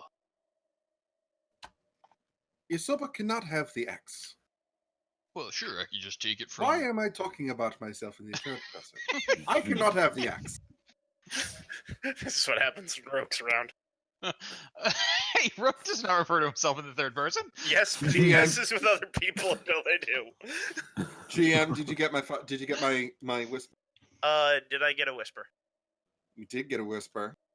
Oh, and Yes. the ivory bear was just a pretty ivory bear? The ivory bear is a pretty ivory bear. Okay. Alright. Possibly worth around 250 gold pieces. Okay. It's a pretty ivory bear, yeah. Pretty ivory bear. Okay, I will accept this rumor. Yes. Ruh-roh. Does it have to do with the puppy? No. No.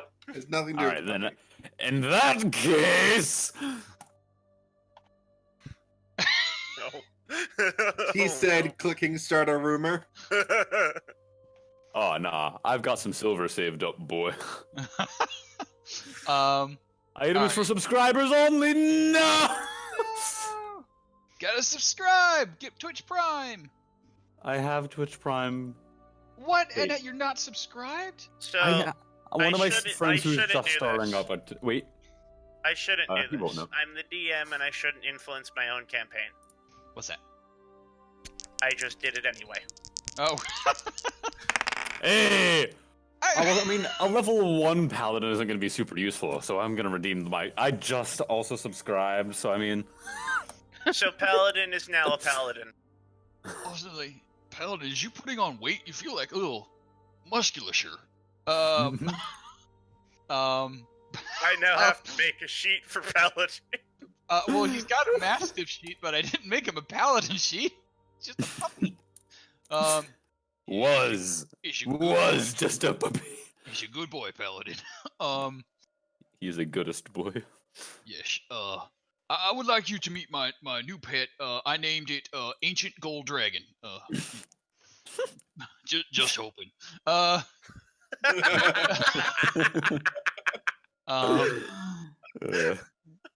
Actually, rename Winged Dragon and just pray. just you know, on the off chance. All right, I think I got everything here. All right, copper, silver, gold, platinum. Good. We'll divide by just 4. for bookkeeping, I this down. Apparently, I didn't write down the actual numbers of how expensive things are. Because your DM is intelligent and makes good choices. I agree. You have in your possession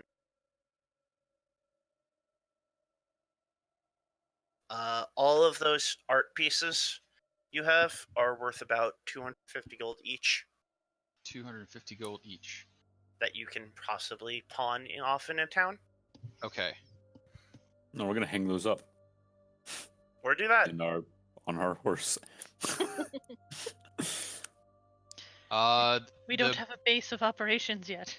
I'm assuming we are not going to pull the bird cage out of Prue's dead hands, so I'm just gonna write that one off as a Prue expense. Mm-hmm. Prudence, you are having a grand time just winding up listening to a tweet. So, according to my goblin accounting, we have some goals here. And I's going to dub you all honorary goblin for the remainder of this loot splitting, so that you receive a fair shake. Would anyone like to lay claim to any of these treasures and pieces? I would like enough to get better armor when we get back to town, but other than that, Well, I'm gonna split the coinage straight down the middle, so that we're all carrying equal amounts in case one of us gets mugged. gotcha. And then the crowns, the tapestries, the gold bracelet, and the magic items, kind of going with a who wants them gets them. Rogue would like and would benefit from the cloak of the bat, and the only other one that I think would be the one who already wears a cloak. So that should, I think, be fine.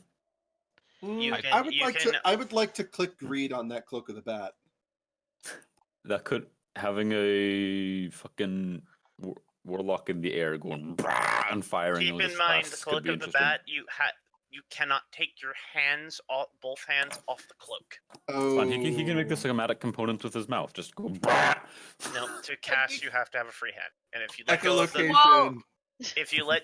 cloak, you are falling. Not all spells require like vocal components, but a lot do. All of the useful ones of mine require vocal components. Well, it's not vocal. It's somatic. Yeah. No, just that. That was just what I'm saying. Like there are some that are like just vocal. Mm-hmm. I have not many. I have exactly one spell that is only vocal components, and it is Branding Smite, which I then also need to make a weapon attack. So that's not going to. That cloak is very good if you're not planning on attacking anything. Prue can wear the armor. It'll just make her as clanky as the Paladin. Yes. Benefit of split mail is clank. I think it's less clank and more like a rattling, because it scales. Are you guys doing that shaking noise? Was that just the dog being was my dog. on time? That dog was super on time. I was like, good job, Cassie. I was like, where did you come up with something to make scale mail noise that quick?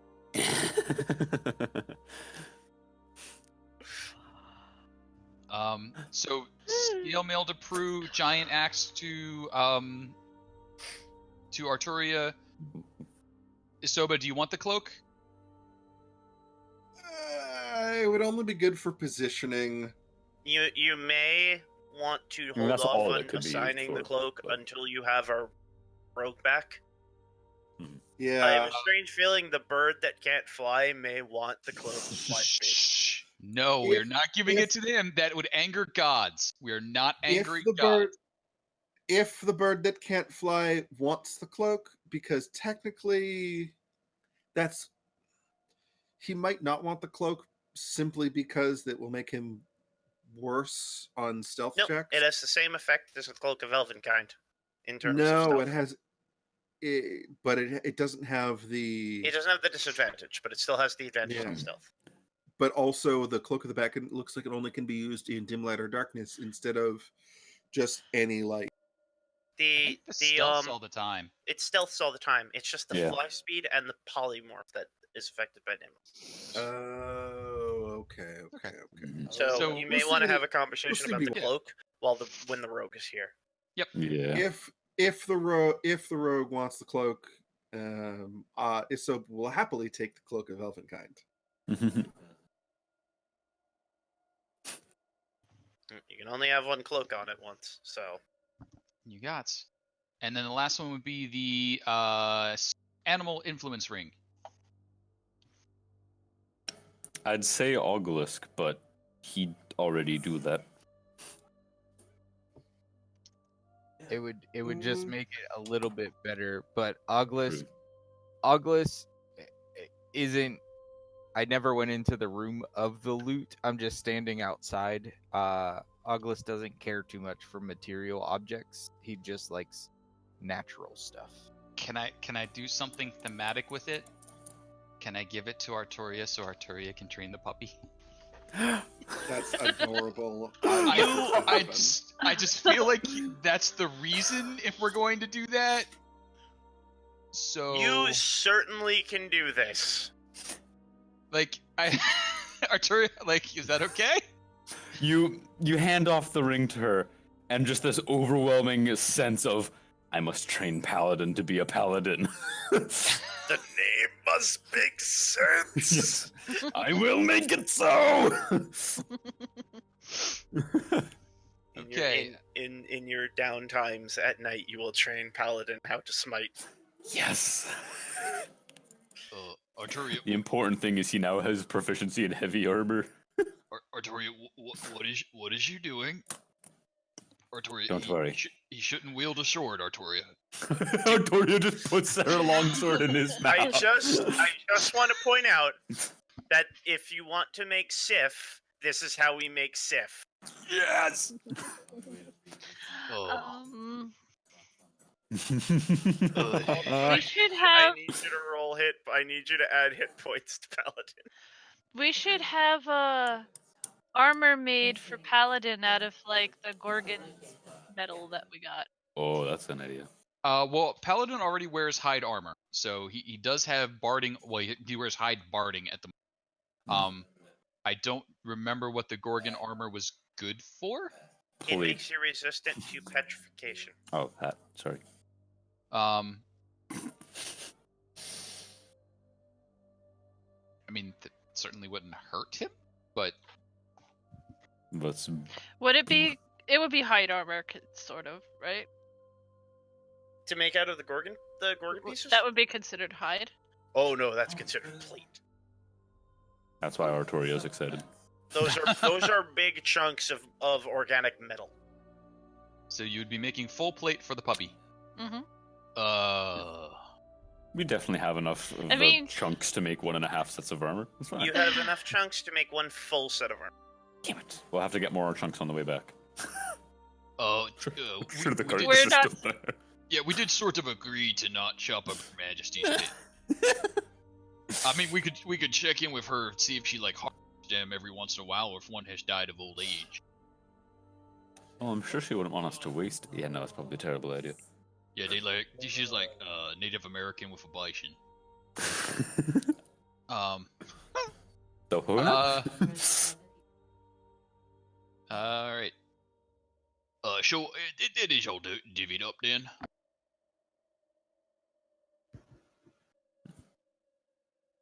And then there are what, 6 of us?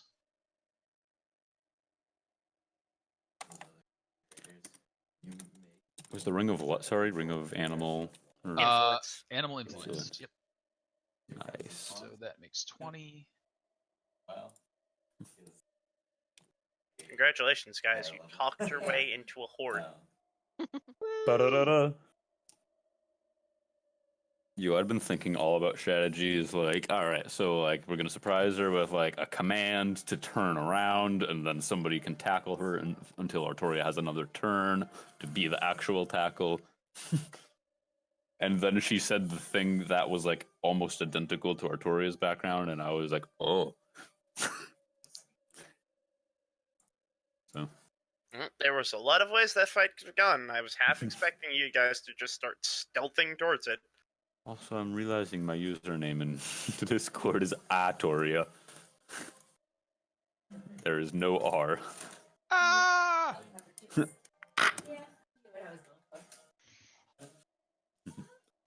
All right. If everyone could please add 20. I'll just write it out. 20 platinum pieces. 363 gold pieces. No, that is just enough to fuck up that. 226 silver pieces.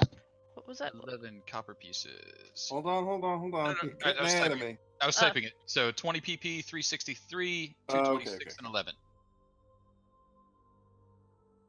You are free to convert some of that to higher or lower coinage. I'm depending on converting how much all math of it to you want to gold do. pieces. Yeah, I'll keep it as is. It's fairly well balanced out. I was converting it all to copper and having armor commissioned. Oh, like the guy who went to the DMV and paid off like multiple hundreds of dollars in barrelfuls of pennies. Just I feel less like he's like that and more like the guy who went to pay a parking ticket and brought a bunch of origami dollars in the shape of pigs in a donut box. That's a little quality burn right there, but yeah. All right, so we will make sure to tell Snap to add that value to his set when he gets back. Yep. And then we'll figure out what to do with the cloak. You can have the cloak conversation and the money situation off camera, of course. Sounds good. And I think now is a very good time to take a break. Woo! Yay! I need water. We'll be right back. Ba-da-ba.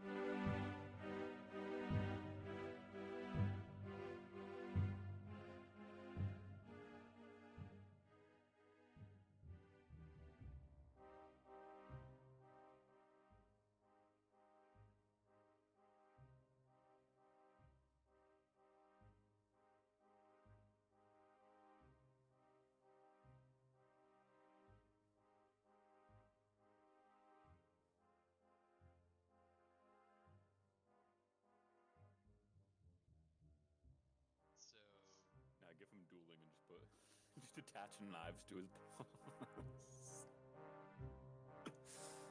Alright. Come here, Mastiff. I need some more information. We could rig like short swords or something to I guess like the side of his head, and he could just like charge and like I've got it. wave his head back and forth and slash. I have, or it could just be rapier, so he could just charge something and stab it. But no, I have the ultimate plan. This is going to take some ingenuity from both Prudence and Rogue. We make something that's just always sitting in front of his mouth, and when he bites it, it triggers a mechanism to fire a gun that is lashed to his side. You're gonna give him a squeaky toy of doom. Yes. I see no way this could Rogue possibly shoots, go wrong. and then Paladin shoots too. I also don't think you can smite at range. Ah, you're right. Yep, melee weapon The- attack. All right, I'll just tape my. I greatsword to feel his like head. the It'll be- gun should be fashioned to like the top of his head somehow for aiming, but Oh, true. He already has a pintle mount on the top of his No, head. no. If it's like a shotgun on his side, then it's fine. That didn't work. What went wrong here? What are you trying to do? No, I think I have to edit the sheet. I don't think it's compendium compatible. Nope, it is. What? Hmm. I dragged hide armor over onto it, and the sheet seems to have eaten it. I'll figure it out. I'll get it in a second. Yeah, probably. Sheets do that. that happens sometimes. Like I don't know if it Let me just check closing. like and if you're reopen. pulling out of like the wrong header. Am I doing profi? No, that looks like the item. Because like Yeah, you didn't did add like a proficiency. I was gonna say because sometimes I've done that and like I'd have like the proficiency on it for, like 5 times because I was pulling the wrong thing over. Also, make sure that your own character sheet's not open, because you might have just given yourself side armor. That is very possible. Actually, what I'm going to do is just log out and back in real quick, just to reset my version of it. Now that I've changed the sheet. But don't wait on me for this one because I'll tinker till it's right. But now I need to know what the party plans to do. Shit, you're right. You are looted Will. and short rested and attuned to whatever needed attuning, with the promise that you will return here to bring the Serpent Queen and her people to a new island. Well, I suppose we'll have to head to a How, coastal city. how many of her people are there? We didn't find That's kind of an important bit of information if we're going to be transporting people. Well, unless we want to do like a mashup escort mission, I would suggest we teach him in circles like they has with the dwarfs. Huh?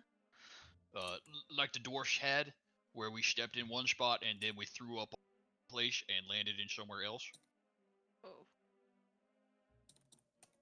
Did we do that? Yes, the dwarf. When you Was I not? Was When I you not went- there for that? when you went to the runic Pensophical, to get to the I did not go to the area- runic Pensophical.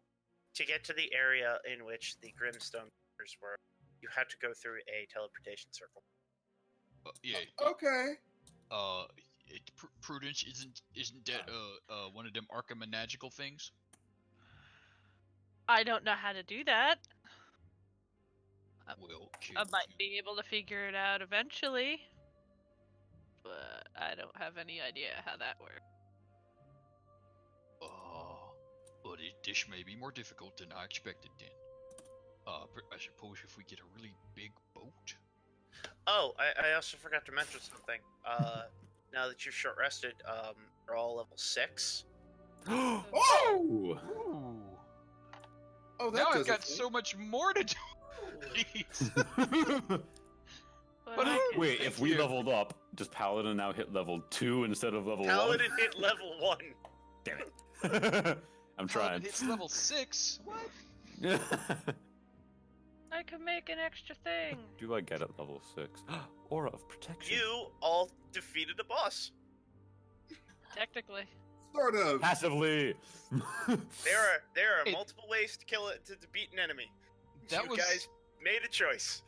I will say that was pretty hard fought. There were a lot of characters in that exchange.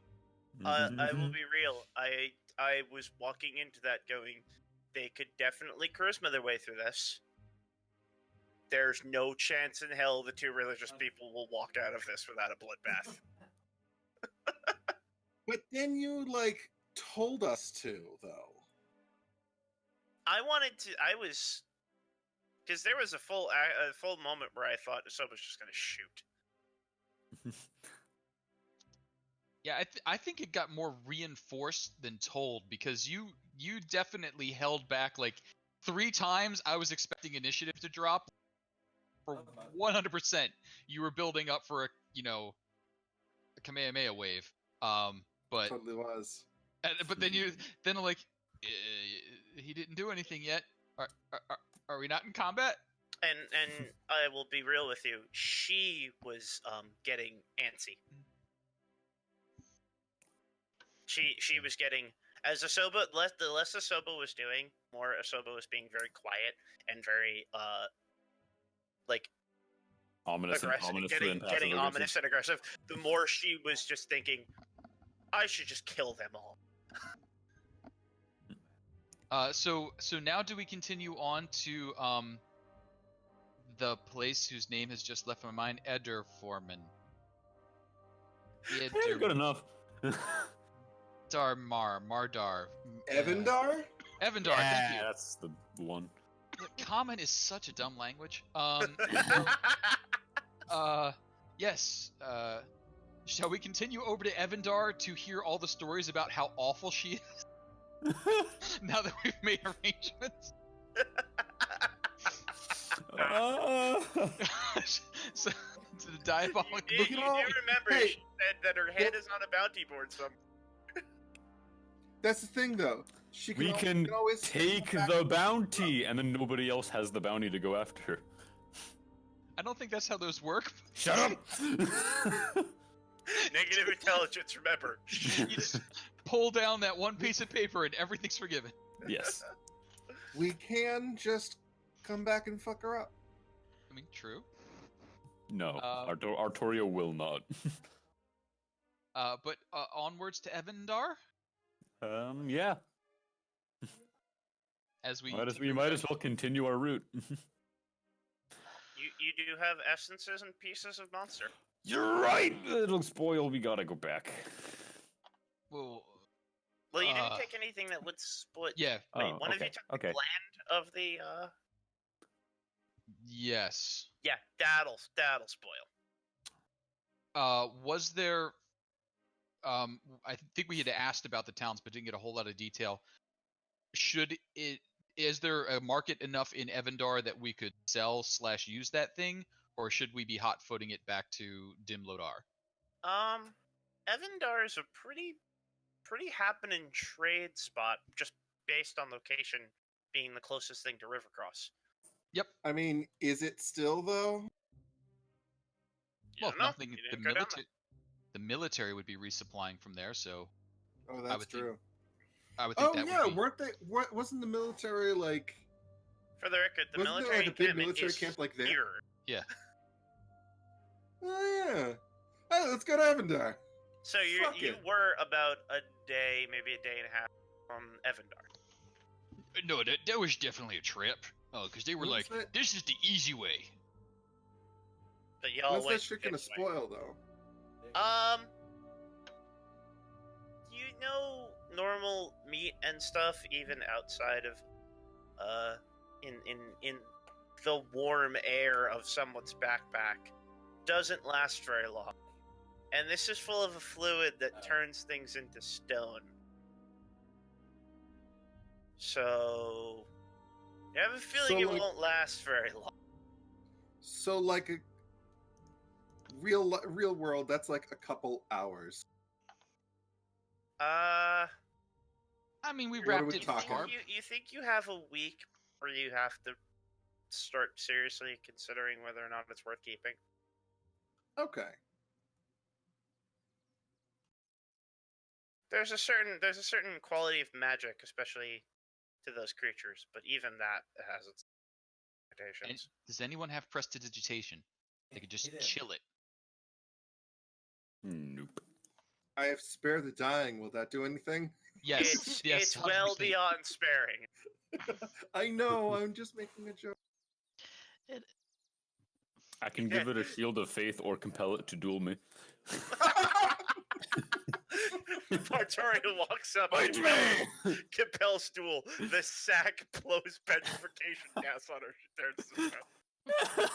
Campaign over. Let's all pack it in, everybody. Yeah, Oh boy. that's all there was to it. I mean, we could do the trick where we like put a cloth on it, and we damp the cloth so the evaporating water cools it down and all that stuff. So Yeah, That's a you're thing. all not. Little tricks. You're all of mostly average intelligence. You know how to, and especially in a world like this, you would know how to keep meat preserved for. Speak for yourself. My intelligence is 17. Nah. Prudence is Yeah, just but one probably of you has negative, so I'm balancing it. not- Intelligence is 18. Yeah. We smart. We smart. No smart. I am perfectly average. Artoria's never bothered learning how to keep meat fresh because deers just seem to run towards her. By some force of will, food just runs towards her. I feel like we need something tragic in that. Like, you know, a childhood friend's spirit can only inhabit deer, and they're trying to convey a message. And Artoria just keeps hacking them apart. Oh my god. or it's just something.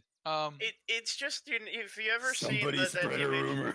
that image of fish just jumping into a boat, it looks like that, except on the boat is someone wielding a great sword. Ooh, fish! Whack! Fucking Ooh, another helicopter whack! forever.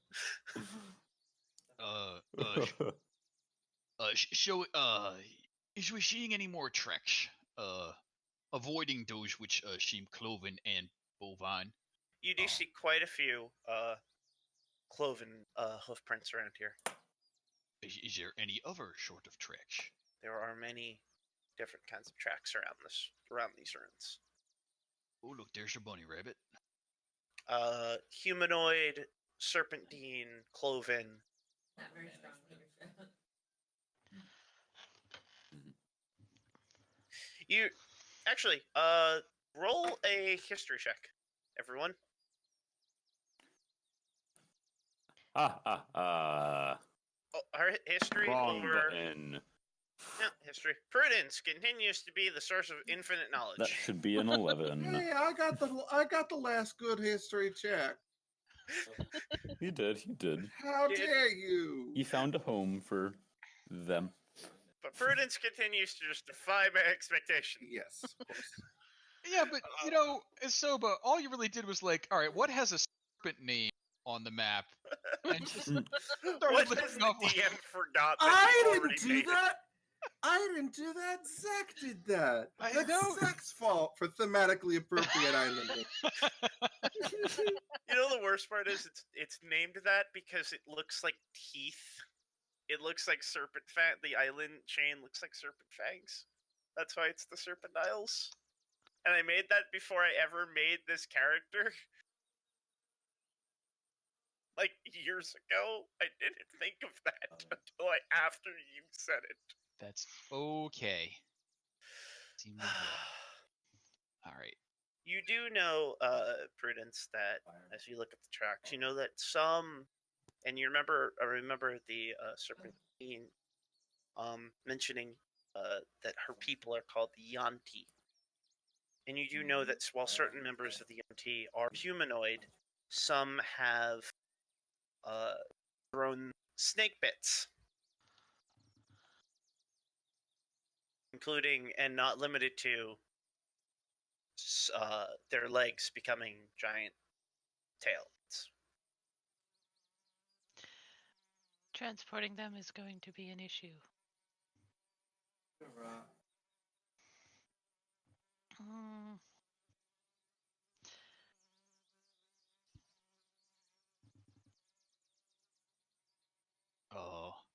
Well, perhaps if we get some large whisker baskets and we put them into whisker baskets, as long as no one plays a flute, we should be okay. I'm sorry, the whisker baskets?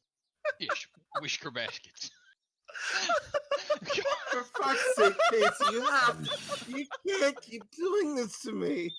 I don't know anymore when you're confused in or out of character. You can't keep doing this to me, Casey. Because I'm always going to interrupt the flow of the game. It's really hard to talk like this. I think my favorite parts of this campaign are just going to be Isoba stopping and going, what? What the fuck did you just say? I'm sorry. No, come back like 5 seconds. It is a whisker basket. Is when you take like reed and you weave them into a basket. It's a whisker basket. A Wicca basket. We on cats. No, Wicca is the witches. No, oh, god damn it. Fuel to the fire! So anyway, the Wicca baskets, and then you put the serpent folk in them, and as long as nobody plays a flute, they can stay in there. What does the flute have to do? No, what? No, what? No. We are stopping this. Never mind. Let's just get God them a damn it. boat. Oh god. But getting them to the boat and on the boat without being attacked by everybody that might see them is going to be... Zach, I know what your plans for this are. You have no idea what my plans for this are. Shut up. There's a pretty good sized expanse of land between Evindar and Hamburg.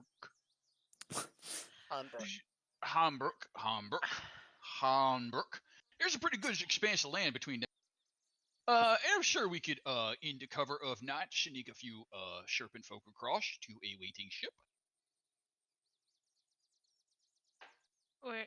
We don't even need to bring them to a town. We can just have the boat dock somewhere offshore.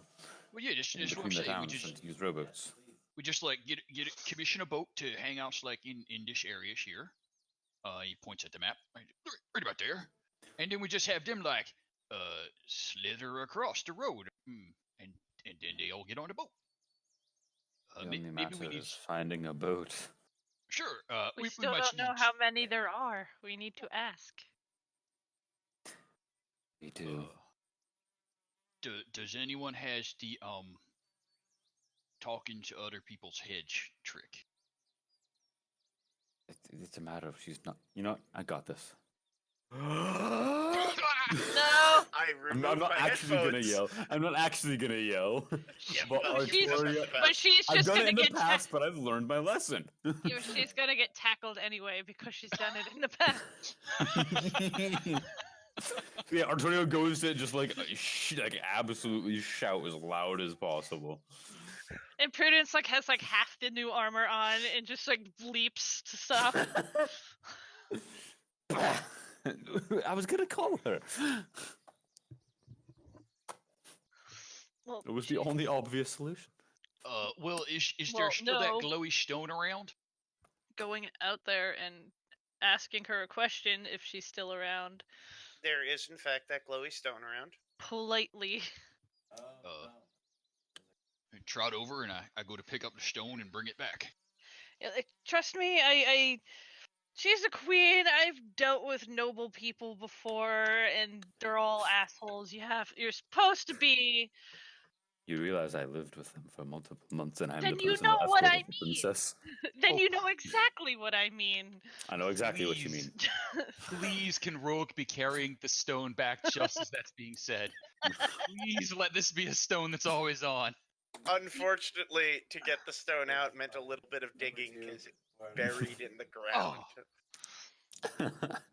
So you come back, you statement, come back and you go, that would have been a perfect time to just hold the stone in their mouth. Wish. Hero? Artoria will tap on the stone. Is it still glowing? The stone is not glowing. How does you turn this thing on? Give me a sec. To identify it, I guess. You cast identify, and this is a sending stone. So she would have to have the other one. However, this particular version only seems to work in one direction. Shit.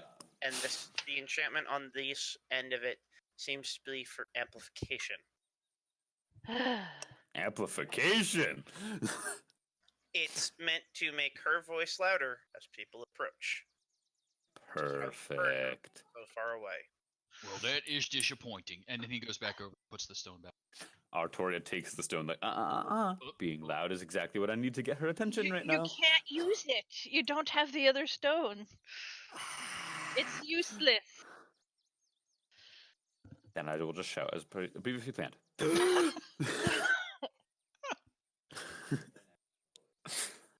And Artoria will, quicker this time, just shout into the woods, just shouting for Queen Fascia. As you shout, you hear a voice from behind you. There is no need to shout. Whoops. I'm right behind you. Oh, my heart. Oh, no, one more. This is not good for my health. Oy. And you Actually, see her. Yeah, Prudence freezes and like the end of her tail is just like does that like overstimulated cat thing where it's just banging on the ground. Like, oh god. You and Paladin, same reaction. And as you all turn around, you see the queen. The face guard, the crown is still covering her eyes, with the snake still looking out at all of you. However, next to her are two others. Both female, both colored in similar silks. No snakes in the hair.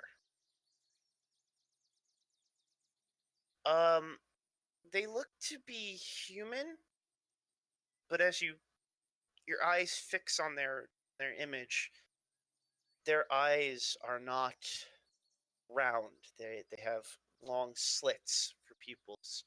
The skin is slightly green in certain areas, and there is visible scales across their arms.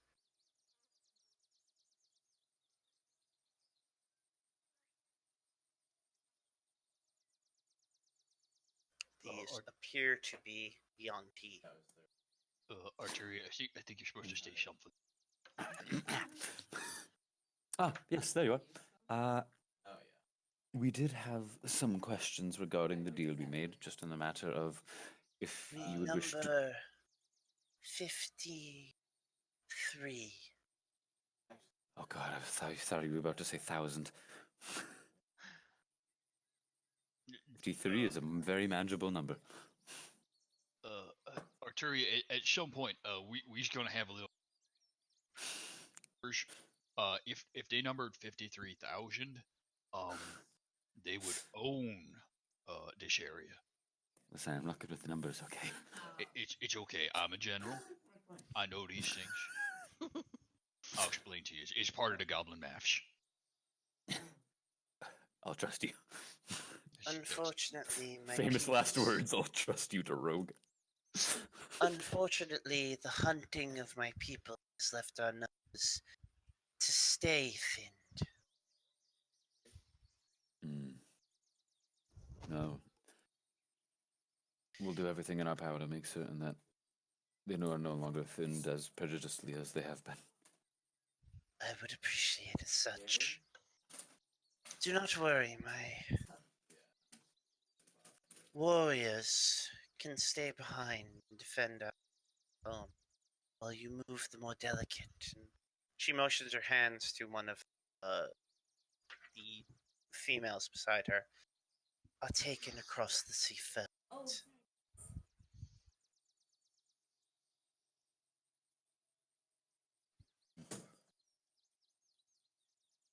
That seems reasonable.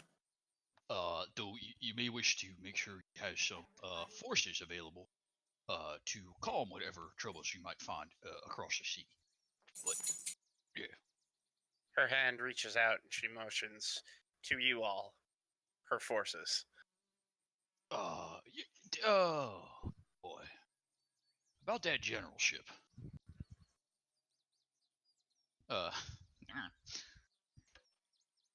You hear a chuckle escape her. We will talk as we set up our new home.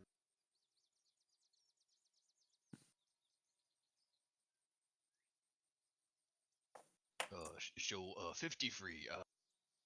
Out of curiosity, in these woods, is there any other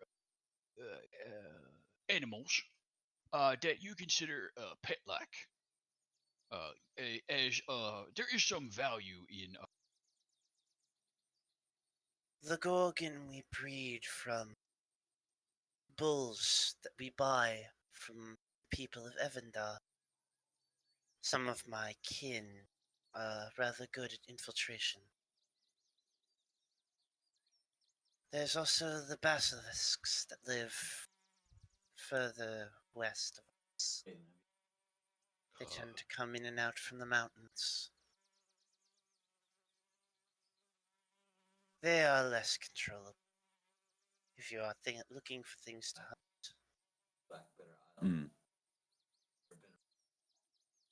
Yeah, whatever it is. yeah. Basilisks and don't hunch the bolt. Didn't mean to unmute my mic. In fact, if you wish, we could use a new bull for the one you've butchered. Oops.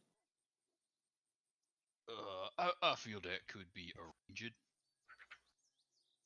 Buy it and bring it to the edge of the forest. Maybe bring it back, and it could be made into a more protective form.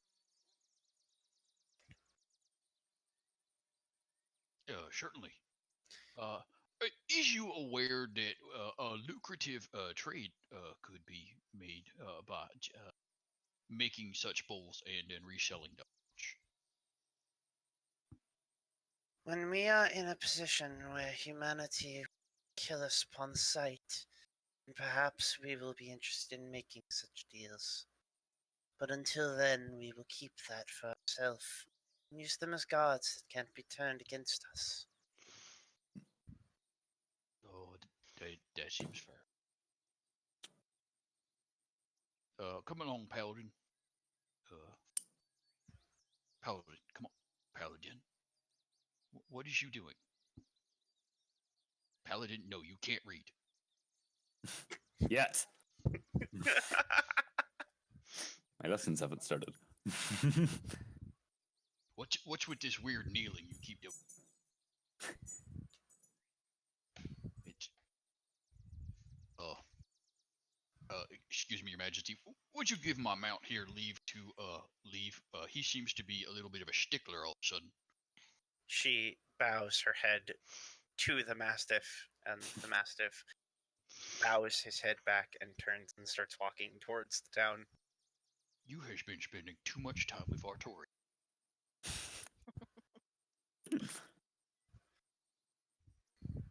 Roof.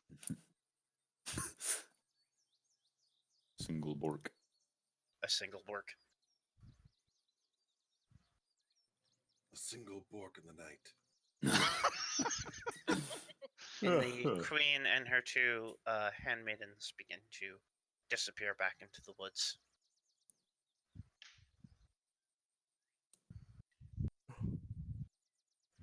Well, I believe that sets everything in stone. Oh, Maybe don't make nice. that joke. That was pretty good. You actually watch as they move. Their forms, while they don't vanish, the only other person you've seen just disappear the way they do is your rogue.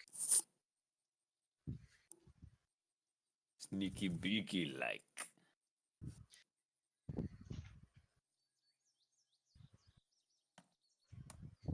Medusas are really good at ambushing. It's still happening. I heard you say ambushing.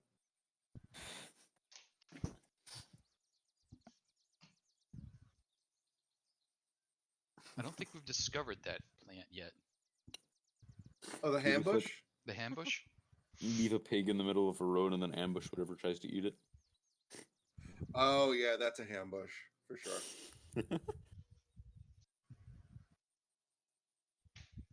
Or is it a bush that grows ham?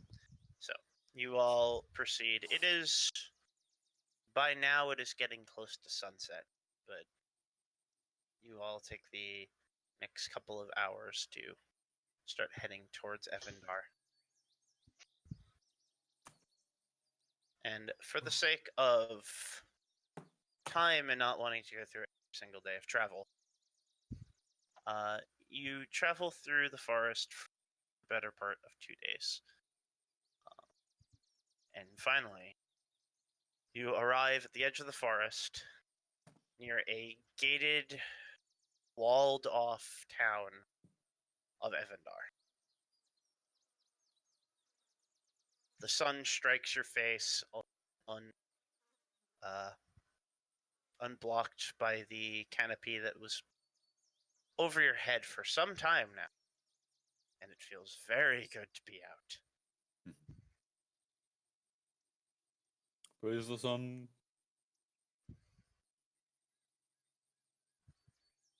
If only I could be so grossly incandescent. Yeah, I could be so grossly incandescent. Hey, Pardon me, I was lost in thought. Hey, Augie. Yeah. What does you know about Evandar?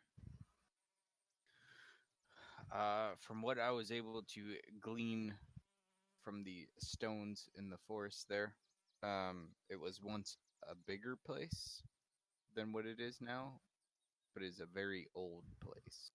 Oh, yes. I really need to work on my comments. No, as a member of the dwarven family, and just being dwarven lands, perhaps you should be towards the front, and I should maybe be a little towards the back. No, you should be towards the middle, I think. Oh, okay. I could do that. I'll just Isoba and I will most certainly lead the way into town. Yeah, I'm not sure the first person you want them to see, as described many times as a disgusting heap of tree stump. Well, aside from using the term tree rather than stone, that is basically how I describe all dwarfs. Right.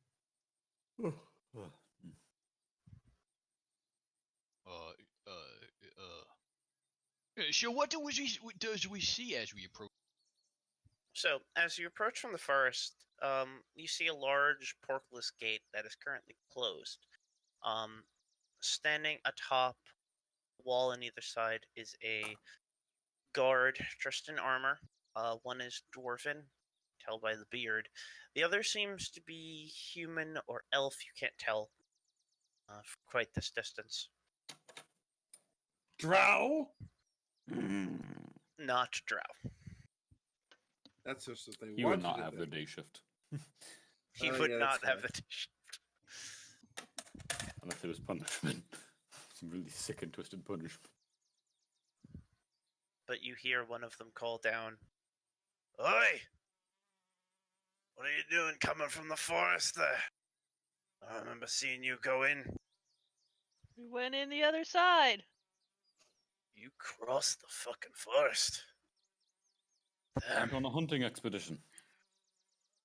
You see both of them, like, talking to each other. Oh shit, come on in. Nothing followed you out of there, right? We would know. Slowly the gate starts to open. You hear chains locking and rattling as it lifts the gate up. And you're welcomed into the town. As the last of you come in, the gate quickly closes behind you. It seems they're very wary about anything coming out of that forest and towards the town.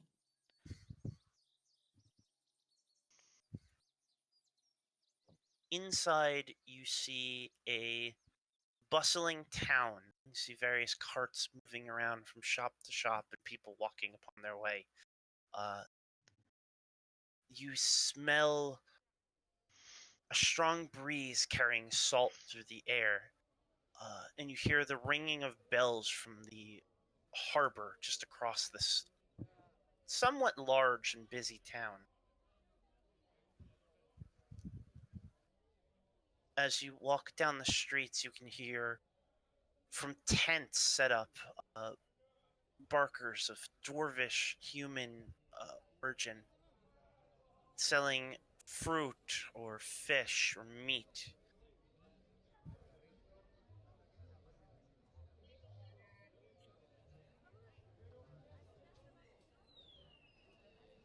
Within the center of the town is a large statue built upon a fountain of a grand dragon standing vigil looking down upon the road. Within the stone are a few golden scales that seem to glimmer as the sun catches them. And a single plaque is placed underneath the massive statue with a single word that reads, Evan.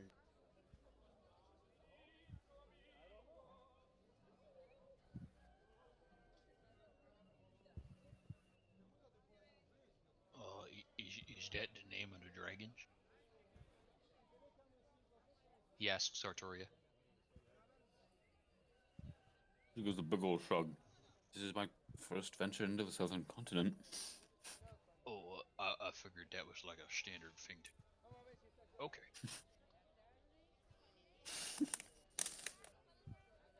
And Prudence, you would know, Evandar is named after a ancient gold dragon that used to roost nearby.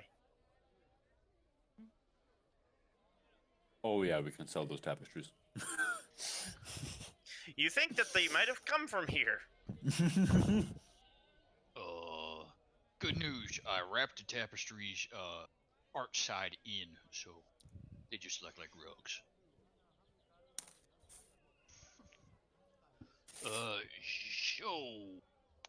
I would think first order of business, maybe checking to see bag of clothing available for sale, or perhaps trying to unload our Gorgon squishy bit.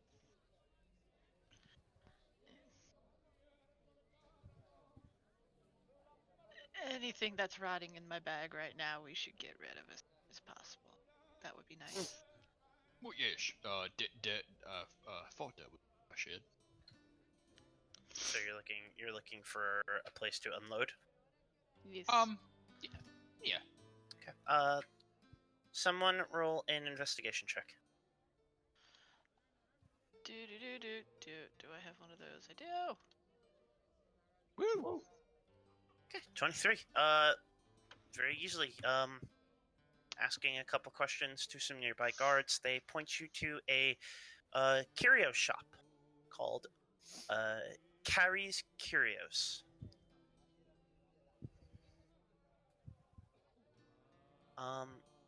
It is a small, simple wood and brick building. Carrie starts with a C. Goes. Yes.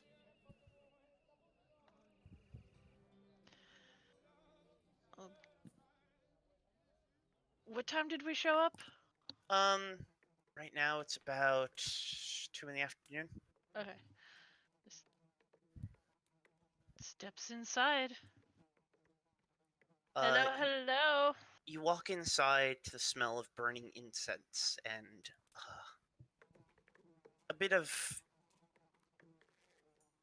smoke It has a bit of an acrid smell to it, covered by the scents of sage and lavender that pierce your nose.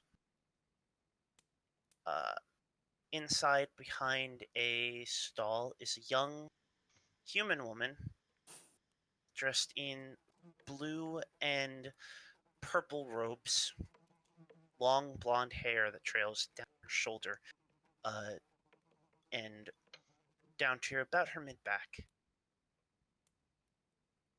Young, maybe in her early 20s.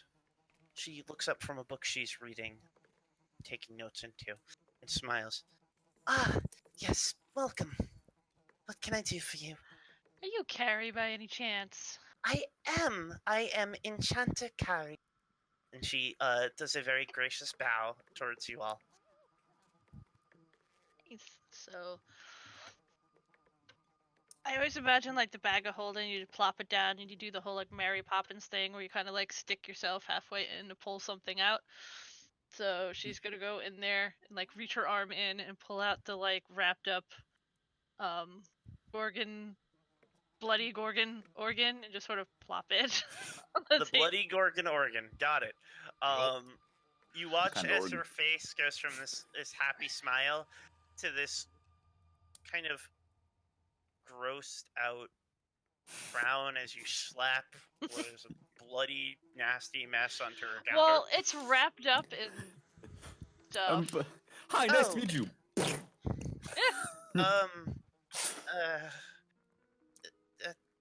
Lovely. And you see her put a hand over, like trying to not relive her lunch.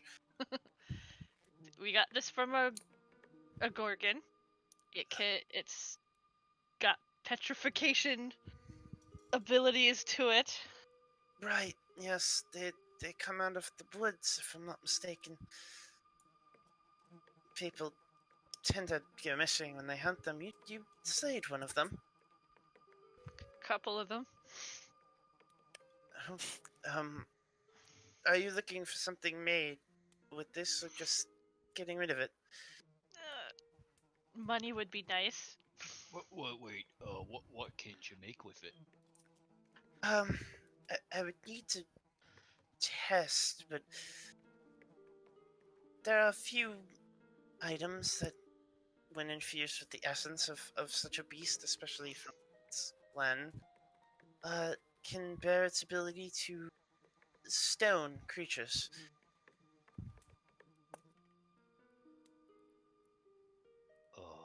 And can you potentially put it on my sword? Something that protects you from such invasions yourself.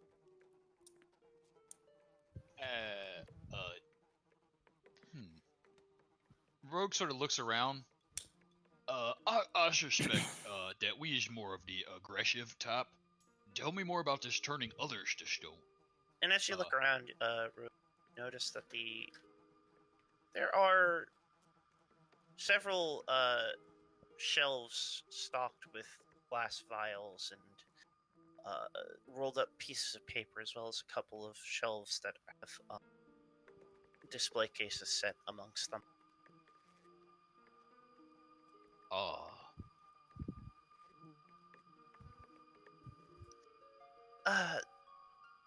From what I can think of, and it will be a process to make, but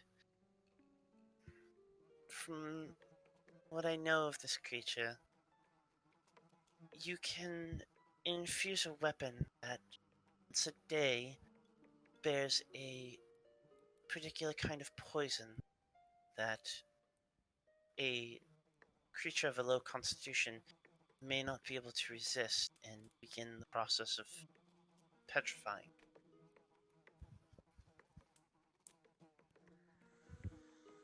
So yes, Artoria, it seems she can make your sword or your axe stoned. I would have to send this out to be done. I'm not of a skill to make such a item, and it's rather costly.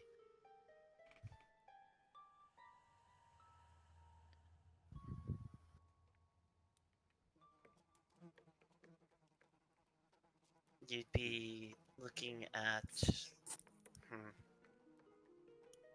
She starts to move her fingers through the air, doing a bit of her head. 5,000, and perhaps. Thank you for the offer, but a month worth of creation time. That seems like a very reasonable figure. And knowing that this is worth 5,000 gold and a effort, what would be your offer for purchasing it? The gland, however, is not 5,000 gold. The gland that is needed is not the freshest piece. There is some decay to it. Well, you should have heard what it said about Artoria. It was very fresh. Fuck you.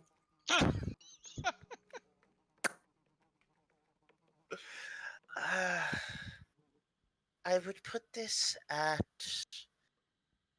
about 200 gold pieces to sell as it is.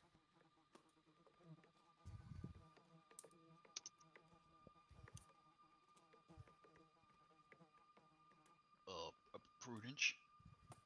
Hmm? Is it worth anything to you to use as an ingredient? I usually don't work with the squishy things, if you've noticed. I try not to pay attention once you start adding arms to things. We don't have the means to keep it fresh now. What? That seems reasonable. Then how I feel that selling it would be good. I don't think Snap was too into the squishy bit. I don't know, but there isn't much you can do with it. Okay, so as long as it doesn't turn into an easy poison, yeah, I would say let's sell. Wasn't there something he wanted to make poison out of? I thought it was a plant. Yeah, the plant. Oh, okay. The auger rose root. And he's currently using that to grow another plant. So yes, it seems as though we may have.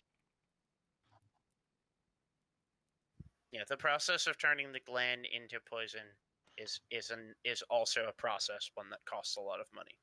Sure.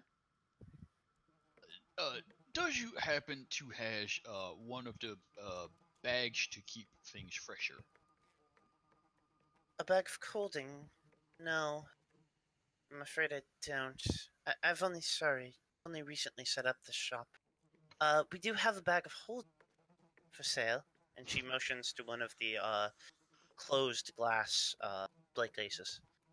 Within is, in fact, a similar bag to the one Prudence carries.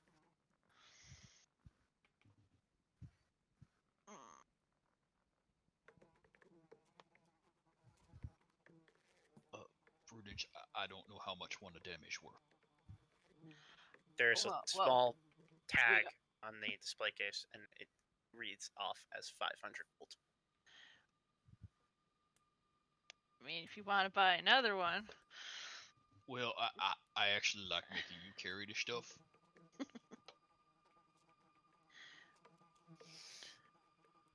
We could discuss the trade as well. And she walks over to one of the counters with the vials on them. She takes sorry, math in my brain. She starts gathering up a bunch of different vials filled with various liquids and places them on the counter. She takes a rack of 4 small vials and pushes them forward. These would be 4 potions of healing. Or, and she pushes them aside and takes one of the... It looks to be about the same color and consistency as the healing potion is offered, but larger. I would part with this greater potion of healing. Or, and she pulls that back and places a vial that is a dark green in color. This is a potion of poison resistance, which I would be willing to trade for as well. So any one of these options I would also be willing to do for this Glan. If I've learned anything from Pokemon, it's that you just buy thousands of the cheaper potion. Or instead of the word "or" used, can she use the word "and"?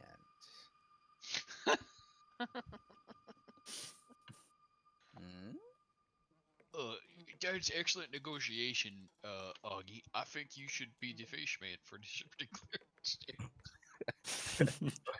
Roll a persuasion check. We all remember how the last time I was the front man, my -2 persuasion. 0.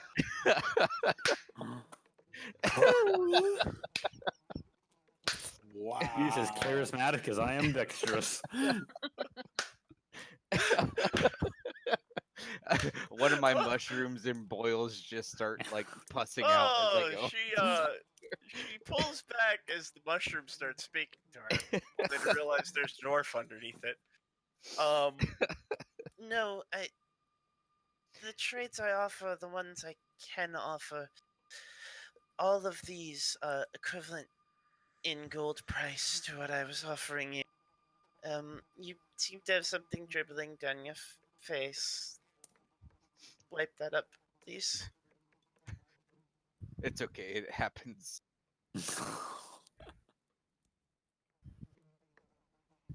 I'll step away from her at this point. So I was thinking the golds. What y'all thinking? Health potions are helpful. Of which we have... Do we even have any?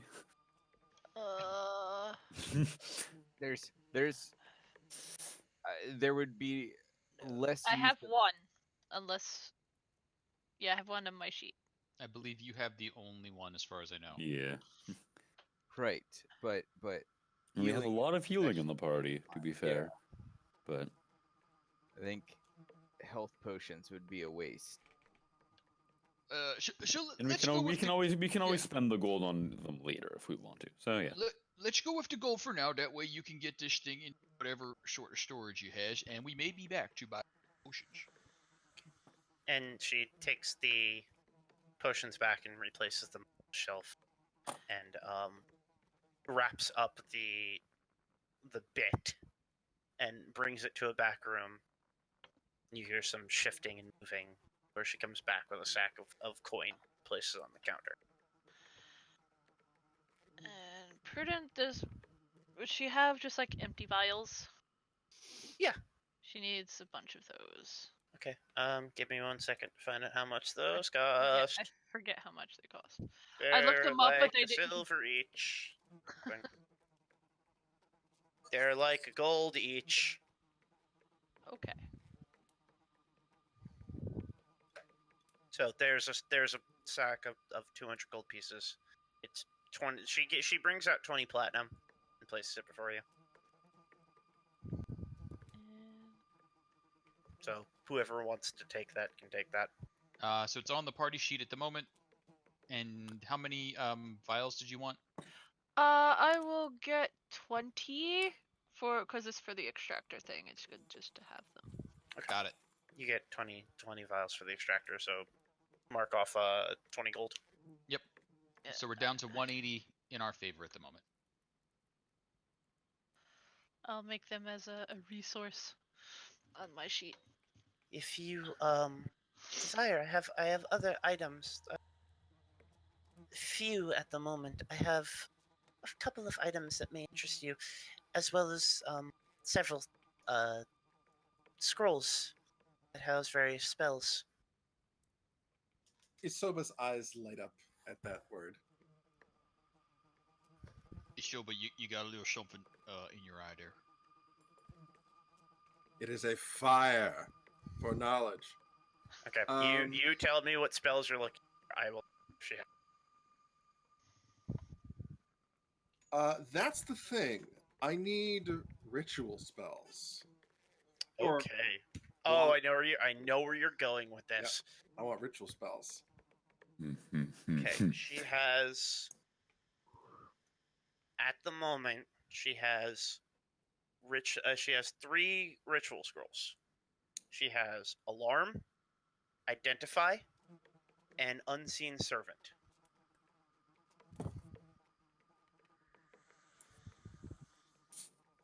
Each of those are 125 gold pieces per scroll. Mm-hmm.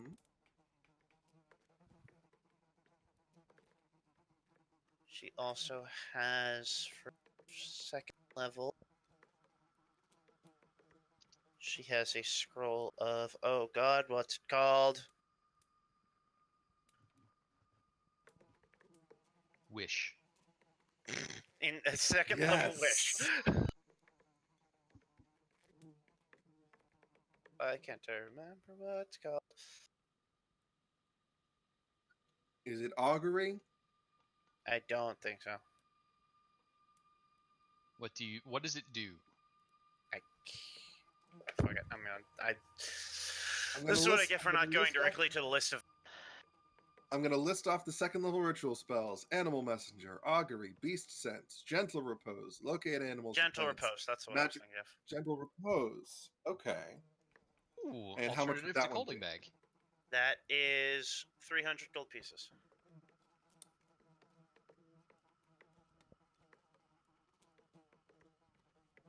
And she has 1 scroll of Liamon's Tiny Hut. Ooh. And that is 500 pieces. Fuck.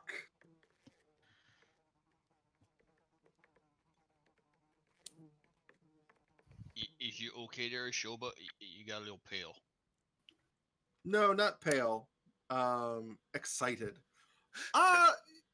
He's about to get lighter in the coin purse area. He turns to the group. I would like to borrow some money. Well, sure. How much money does you need? And please don't make me count them out one at a time. Artoria leaves the store at the notion of him needing to borrow money. I want Liamon's Tiny Hut and Gentle Repose. I'm just gonna put that out there. I want them both. Okay. And how much gold would you then need?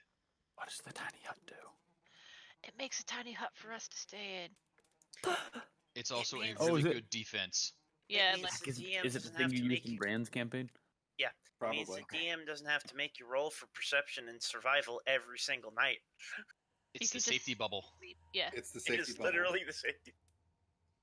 Bubbles tend We're to be tired safe. we're tired of the day of the nightly roll for perception checks. Just staying in the fucking.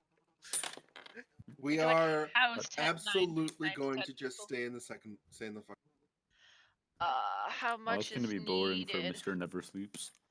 All right, I'm going to do calculator. So you would need 800 gold for those 2 scrolls.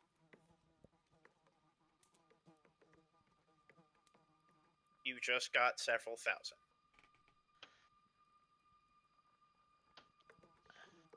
For the record, she also has in her store. She has 6 potions of healing, 2 potions of greater healing, 1 superior healing, a potion of speed, 1 potion of poison resist, the bag of holding, ring of swimming, and an alchemy jug. Ooh, I want the alchemy jug. Yeah, that one's... Is that the one that can spew mayonnaise? Yes. Yes! No, that's Obelisk. Oh, Why'd you have to make it weird? 2 points, but oh. The alchemy jug is 550 gold piece. So Isoba needs 356 gold from the party, and that covers the cost of the scrolls and the cost it takes to copy those scrolls into my spell book. Obelisk will give So you're like, I need 350 gold, and Artoria's like, okay. and she takes out like the 350 gold. She walks over to you, and then reaches like over your shoulder, grabs the alchemy jug, and goes up to the counter.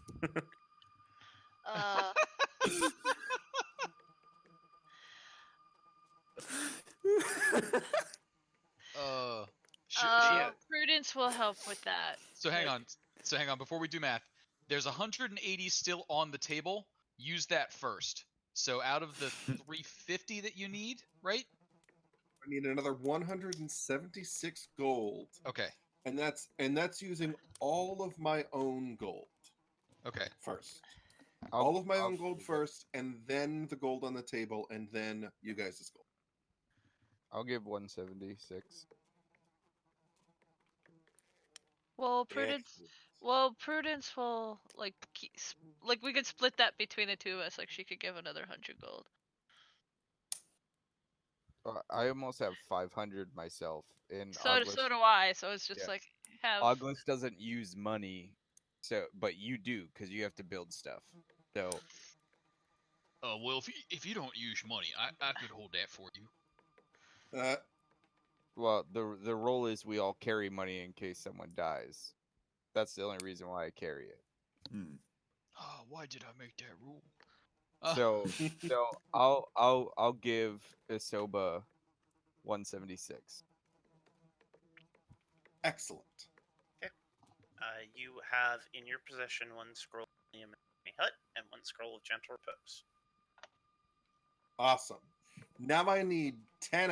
Also I purchased the necessary inks.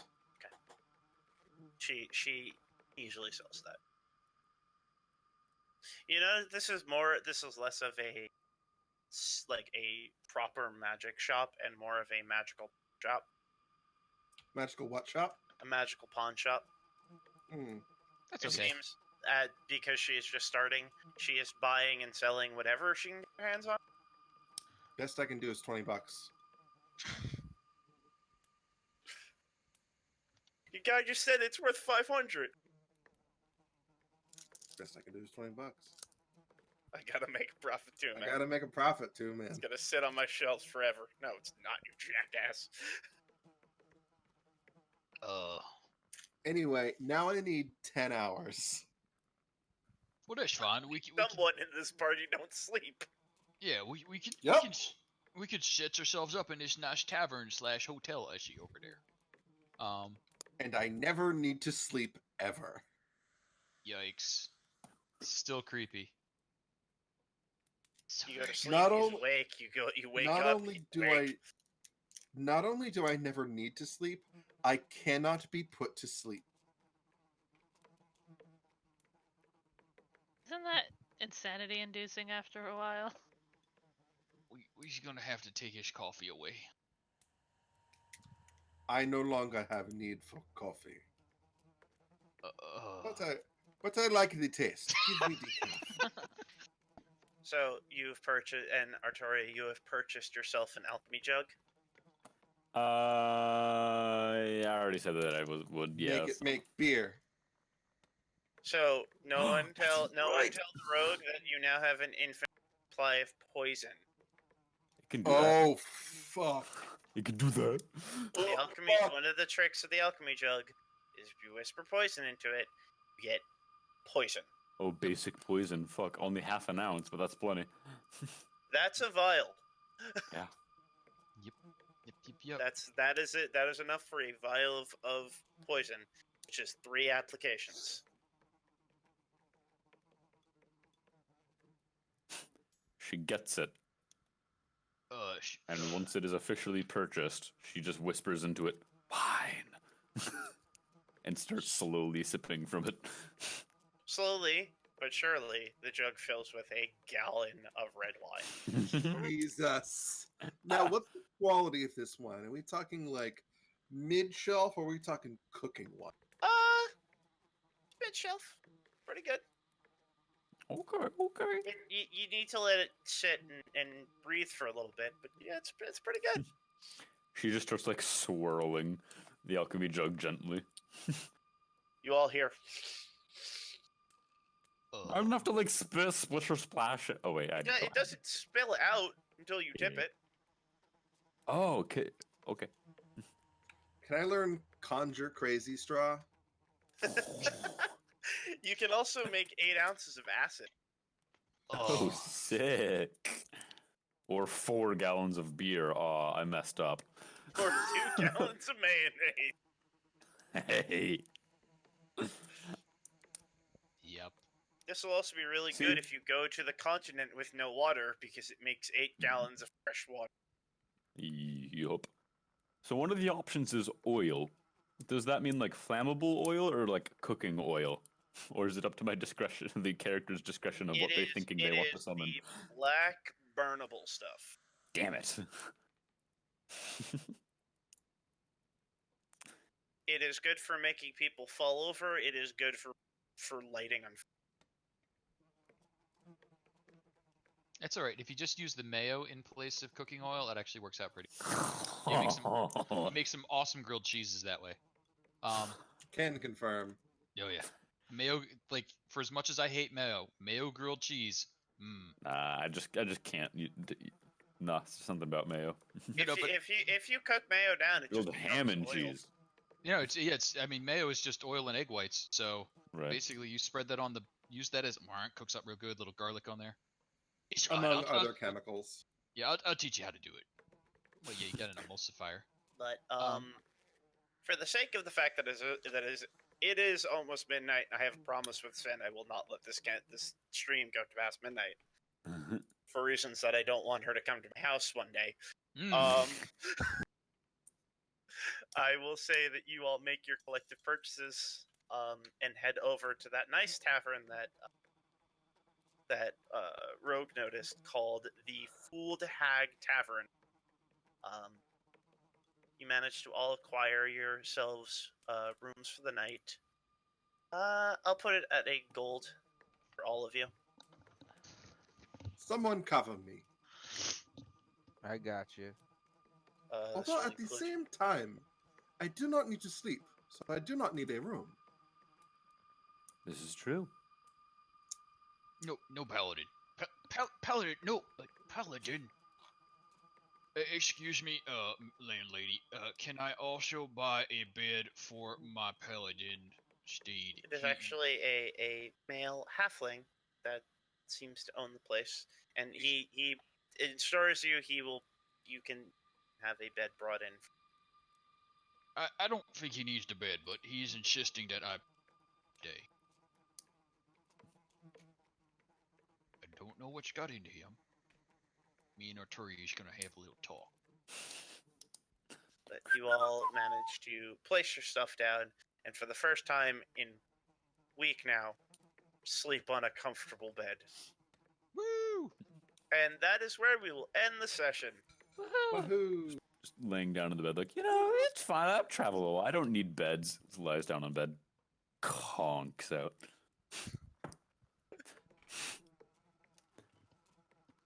I do feel a little bad that we dodged the critical table, though. Just start killing someone. Just walk over. It's like, I'm gonna stab you until we see something really weird. Does it hold over, or is it just a one session? I have no idea. Officially, it's just for the session, so... I will make an executive decision. Yes. Y'all avoided combat for this session completely. I will make Sin carry it over to the next one. You are a generous and benevolent DM to the wrong people, but Sin, please don't kill me.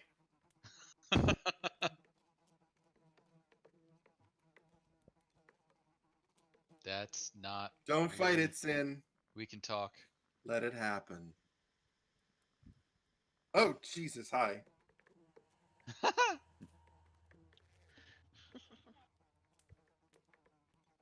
Yep. That's fine.